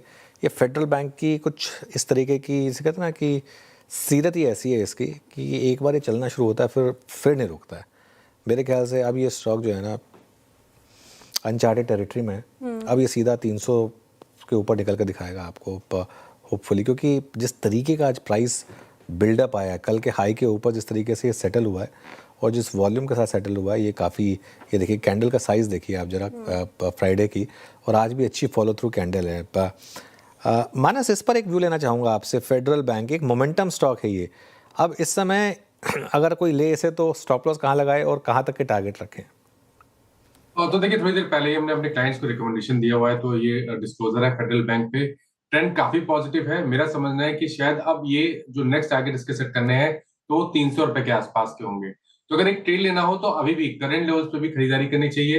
एक बिल्कुल 2 से 3 दिनों का ट्रेड लेना हो तो 290 के टारगेट के लिए खरीदारी करें, 270 के स्टॉप लॉस के साथ। 290 के लिए खरीदारी करें, 270 का स्टॉप लॉस लगाएं। फेडरल बैंक अच्छे मूव्स इस पर्टिकुलर काउंटर में रिजल्ट के बाद रुकने का नाम नहीं ले रहा, लेकिन क्लियरली आज जिस स्पेस में अच्छी बाइंग नजर आई दैट इज एफएमसीजी पैक और कोलगेट 3.5%। HUL में तो लगातार मूव्स भी थे और आईटीसी भी चढ़ा है, लेकिन ब्रिटानिया पे चार्ट चेक लेना चाहूँगी। कविता जी, आप देखिएगा ब्रिटानिया का चार्ट, इसने भी कोशिश की, हालांकि थोड़ा वॉलेटाइल रहा बाकी के चार्ट से कंपेयर करें तो एफएमसीजी पैक से। यहाँ पर क्या नज़र आ रहा है आपको? क्या ये ब्रिटानिया लेने लायक लग रहा है आपको इन स्तरों पर? पिछले 3 दिनों में एक अच्छे मूव बनाते हुए दिखा है, बट इमीडिएट रेजिस्टेंस वंस ये सरपास अगर कर पाता है 5960 के लेवल को, तो अपसाइड मोमेंटम दिखता है 6100 6150 तक के मूव बनते हुए दिख सकते हैं इन अ डे और 2। सो अगर किसी की पोजीशनिंग है तो they can be there, stop loss maintain करें 5900 का और अपनी पोजीशन में बने रह सकते। जी, ये है ब्रिटानिया। इस बीच वो जो 30-40 पॉइंट का फ्रैक्शन हम मेंटेन कर रहे थे डे लो से, वो हम नहीं कर पा रहे हैं फाइनली। आई मीन अभी हम करीब जब मैं स्ट्रैटेजी बात कर रहा था मुझसे, उस वक्त करीब हम 25-600 पे थे। लग रहा था, एक फीलिंग आ रही थी कि माइट भी हम बहुत क्लोज बंद होंगे 100 डे मार्केट, लेकिन ना हायर लेवल्स पे सेलिंग विजिबल है। और निफ्टी बैंक एक बार लेके आइएगा, हालांकि ये भी ऊपर से रिट्रेस हुआ, लेकिन ज़्यादा तवज्जो इस बात को देनी पड़ेगी कि इसने 20 डे को होल्ड किया, वहाँ से एक पुल बैक लिया। और 1-2 स्टॉक्स में और मार्क कर देता हूँ जहाँ पे हम एक अच्छे क्लोज की तरफ बढ़ रहे हैं। HCL टेक्नोलॉजीज, जो इस कार्यक्रम की पहली कॉल थी, प्रकाश सर ने एक पिक किया था, डे हाई पे क्लोज होता हुआ, मतलब जहाँ मैं कलेक्टिवली शब्द का इस्तेमाल इसलिए कर रहा हूँ जहाँ पे फ्यूचर्स का बिल्डअप, जहाँ पे ऑप्शन राइटर्स, पुट राइटर्स सब हैं, उसमें HCL टेक्नोलॉजी 1715 पे। मीन ये इसका और एक टेक महिंद्रा का सबसे स्ट्रॉन्ग मूव। टेक महिंद्रा भी हल्का सा रत्ती भर रिट्रेस हुआ, लेकिन ये HCL टेक्नोलॉजीज बिल्कुल भी नहीं हुआ। और मेटल्स में एक बार लेके आइएगा, JSPL बहुत अच्छे क्लोज की तरफ बढ़ रहा है। आशीष भैती जी, एक बार JSPL देखिएगा। हालांकि JSPL, टाटा स्टील दोनों को लेकर आप बात कर सकते हैं, दोनों के चार्ट्स अच्छे हैं, लेकिन JSPL मेरे ख्याल से जो चीज़ मेरे को अच्छी लग रही है वो है रेंज से बाहर आना, और सारे एवरेजेस के ऊपर क्लोज होना, रिएक्शन स्ट्रॉन्ग देना, टेक क्या होगा आपका इस स्टॉक पे? जी वीरेंद्र जी, नॉन फेरस में भी मोमेंटम चालू, इनफैक्ट फेरस में भी मोमेंटम चालू हो गया। नॉन फेरस की जो रैली थी अब यहाँ भी कैच ऑन कर रही है, तो यहाँ पे खरीदारी की सलाह रहेगी। JSPL में स्टॉक ने 20 डेमो पे भी आज भी वीकली चार्ट्स पे सपोर्ट लिया था और वहां से बाउंस बैक दे रहा है। ऊपर के जो टारगेट रहेंगे वो 1090 तक के इसमें देखे जा सकते हैं। नीचे में जो स्टॉप लॉस मेंटेन करना चाहिए उसमें वो 1035 का SL मेंटेन करें। ओके, चलिए, तो ये हो गई बात कुछ मिडिल स्टॉक्स की। मीन वाइल एक बार निफ्टी लेकर आइए जरा आप, और देखिए यही दिक्कत है हर माइक्रो मूव नहीं पकड़ सकते आप। अभी लग रहा था कुछ समय पहले कि 25,600 के ऊपर निकल गए, चलो ठीक है, क्लोज अच्छा है। नहीं, आप नहीं कर सकते इसको, और अब वापस 25,560 पर। और कल ध्यान रखिएगा, आज शाम को US मार्केट बंद है। कल सुबह जब हम खोलेंगे तो हमारे पास एज सच कोई क्यू नहीं होगा, सिर्फ यही एक क्यू होगा। अच्छा, डावोस में क्या निकल कर आता है यूरोप की तरफ से, वो भी इंटरेस्टिंग होगा। और एक चीज़, आज का FI का नंबर क्या कहता है। जिस तरीके की ICICI बैंक में सेलिंग है, रिलायंस की सेलिंग है, अगर आज कैश मार्केट का नंबर 5,000 करोड़ प्लस का आ गया FI का, तो फिर सेंटिमेंट थोड़ा ख़राब कर देगा। तो काफ़ी चीज़ें हैं, और पर्सनली आप मुझे पूछे तो मुझे एक सेंस बन रही है कि ये लो टूटेगा, क्योंकि 2-3 बार टेस्ट हो चुका है अभी लो, तो ये लो टूटेगा। और मुझे लग रहा है कि ये अब मार्केट शायद एक बार 200 डे मूविंग एवरेज की तरफ जा रही है। स्क्रीन बता रही है अपने आप, जिस तरीके से एडवांस डिक्लाइन है, ज़बरदस्ती फॉल्स होप्स रख के कोई फ़ायदा नहीं होता मार्केट में। आपको हर इवेंचुअलिटी के लिए तैयार रहना होता है। स्क्रीन बता रही है ये इस तरीके से। अगर आप देखें तो इसमें एक दो और स्टॉक्स देख लेते हैं जहाँ पर थोड़ा सा प्राइस डैमेज ज़्यादा है, उसके बाद क्लोजिंग की तरफ बढ़ेंगे। क्रॉम्पटन कंज्यूमर एक बार लेकर आइए। गावा सर, आप देखिएगा क्रॉम्पटन का चार्ट 3.5% नीचे है आज ये। क्या फ्रेश ब्रेकडाउन है ये? जी हाँ, बिल्कुल फ्रेश। बेसिकली चार्ट स्ट्रक्चर तो वीक है, एक कोशिश की थी करीब 5-6 हफ्ते की, लेकिन हुआ नहीं अपनी, उसमें एक फ्रेश ब्रेकडाउन है। ट्रेड करें 242, कहाँ तक जा सकता है? अब तो न्यू लो बना हुआ है, अब इसको छोड़ देना चाहिए। इतना है कि 250 का स्टॉप लगा कर चलें, तो कहाँ तक नीचे जाएगा कहना मुश्किल है। अगर 240 भी आते तो I won't be surprised. Crompton company अब तक तो वीक नजर आता है। जी, क्रॉम्पटन आपकी स्क्रीन पे। और मेरी बार बार निगाह है जो है ना वो रियल एस्टेट स्टॉक्स पे जा रही हैं। दौर कैसा है ये हम इस मंच पे करीब साल भर से बात कर रहे हैं। गोदरेज प्रॉपर्टीज़ अपने हायर लेवल से, अगर आप जुलाई 24 के हाई से देखें, 3404 का भाव था, 1792, ठीक आधा हो गया स्टॉक, ठीक आधा, सिर्फ 1.5 साल की अवधि में। फिर आप DLF लेके आइएगा और थोड़ा सा मतलब 50% retracement, then DLF it's 640 versus high of 972। यहाँ तो प्राइस डैमेज फिर भी नहीं है। और एक बार एक लोढ़ा रखिएगा, ये क्या कर रहा है, 1039 वर्सेस हाई ऑफ 1637। तो Anuj, leader in the pack Godrej Properties अपने हाई से लगभग क्या पूरा ही आधा हो गया। तो वो जो low cost housing, affordable housing dry हो रही है ना, उसका इम्पैक्ट तो विजिबल है ना। बिल्कुल। वैसे मुझे नहीं लगता कि मुंबई में लो कॉस्ट हाउसिंग का कोई कॉन्सेप्ट भी है। नहीं, हमारे यहाँ तो है, पर अब वो बचा नहीं है। हाँ, तो यहाँ पे तो अगर आपको लो कॉस्ट हाउसिंग चाहिए तो मीरा भाईंदर तक तो मिलेगा नहीं, और उसके भी आगे जाकर ही कहीं कुछ मिल जाए तो मिल जाए, वरना। और गोदरेज और लोधा के तो मैंने आज तक कोई लो कॉस्ट हाउसिंग प्रोजेक्ट्स देखे नहीं है वैसे, तो यहाँ पे तो सब लग्जरी प्रोजेक्ट्स बनाने में लगे हुए हैं। तो खैर एनीवे, लेकिन एक चीज़ है, वैसे रियल एस्टेट काफ़ी वीक स्पेस रहा है वीरू। पिछले पूरे साल रियल एस्टेट वीक था, और इस साल भी रियल एस्टेट वीक ही रहा है अब तक। तो उस हिसाब से शुरुआत तो खैर ख़राबी हुई है रियल एस्टेट की। चलिए एक काम करते हैं, मार्केट की क्लोजिंग की तरफ चलते हैं। आज हमारा थोड़ा काउंटडाउन नहीं चल रहा है, लेकिन 1.5 मिनट बचा है मार्केट की क्लोजिंग में। निफ्टी करीब 150 पॉइंट नीचे रहा और 25,548 पर रहा। देखिए आखिरी के आधे घंटे में मार्केट जिस तरीके से वापस गिर गया, उसने फिर सेंटीमेंट ख़राब किया। बैंक निफ्टी भी करीब 300 पॉइंट नीचे, 59,800 पर। निफ्टी IT पे भी सेलिंग प्रेशर था, करीब 3/4% नीचे था, 38,800 पर। मिड कैप आधा % नीचे था, लेकिन ज़्यादा दिक्कत थी आज स्मॉल कैप में। स्मॉल कैप देखिए आप करीब क्या पूरा 1% नीचे था आज स्मॉल कैप, और इसका इम्पैक्ट एडवांस डिक्लाइन पर 1:3 का एडवांस डिक्लाइन था। 743 बढ़ने वाले शेयर थे और 2241 गिरने वाले शेयर थे। एक्चुअली एग्जैक्ट 3:1 का, बिल्कुल अगर आप अरिथमेटिक करेंगे तो वही पाएगा आपको। अब आते हैं आज के सेक्टोरल लूजर्स पर। कहाँ से गिरावट आई? अक्रॉस द बोर्ड थी। रियल एस्टेट सबसे ज़्यादा वीक था, 2.25% नीचे। ऑयल एंड गैस यहाँ पर तेज़ी, यहाँ पर गिरावट थी, रिलायंस का इम्पैक्ट था। कैपिटल मार्केट इंडेक्स गिरा, एनर्जी इंडेक्स गिरा, आईटी इंडेक्स में गिरावट आई और बैंक इंडेक्स गिरा। तो निफ्टी आईटी, निफ्टी बैंक दोनों में गिरावट। अब आते हैं गेनर्स पर। सबसे ऊपर एफएमसीजी 0.5% ऊपर, फिर कैपिटल गुड्स करीब करीब 1/4% और निफ्टी ऑटो ये भी करीब करीब 0.2% ऊपर रहा आपका। निफ्टी लूजर्स पर आते हैं। सबसे ऊपर विप्रो 8% नीचे, रिलायंस यहाँ बड़ी गिरावट, eternal 3%, Tata Motors, PV, max health care और आईसीआईसीआई बैंक। गेनर्स में सबसे ऊपर इंडिगो दिखाई देगा आपको, आज का stock of the day clearly gaining side पर 4% से ज़्यादा ऊपर। टेक महिंद्रा 2.5% ऊपर, लीवर, कोटक महिंद्रा बैंक, मारुति और बजाज फाइनेंस यहाँ पर थोड़ी सी गिरावट रही। वीरू? बिल्कुल अनुज, दो चीज़ें थी आज, है ना। आज मेरे ख्याल से 4 महीने में पहली बार निफ्टी 100 डे मार्क नीचे बंद हुआ। पर ऐसा नहीं है कि गम का दौर या फिर मायूसी हर तरफ थी। जो कमोडिटीज़ में थे उनके लिए दिन बहुत शानदार रहा। एक बार जाते जाते गोल्ड सिल्वर देख लीजिए जनाब, बस दीदार कराते हैं आपको। It's a close below 100 day exponential average और गोल्ड और सिल्वर आज अपने करियर हाइस पर क्लोज होने की तैयारी करते हुए। खैर 25,500 आज डिफेंड हुआ, बचा वो 1.45 गोल्ड का भाव और सिल्वर मेरे ख्याल से 3,02,000 समथिंग था। कल वीकली कॉन्ट्रैक्ट की एक्सपायरी है, याद रखिएगा, यानी 20 जनवरी के। तो 25,500 कल के दृष्टिकोण से बहुत महत्वपूर्ण है। तो क्या अप्रोच आपकी रहे, सब मुद्दे पे करेंगे सुबह सुबह बातचीत। मॉर्निंग कॉल और मुनाफे की तैयारी में अनुज मैं, तब तक के लिए नमस्कार।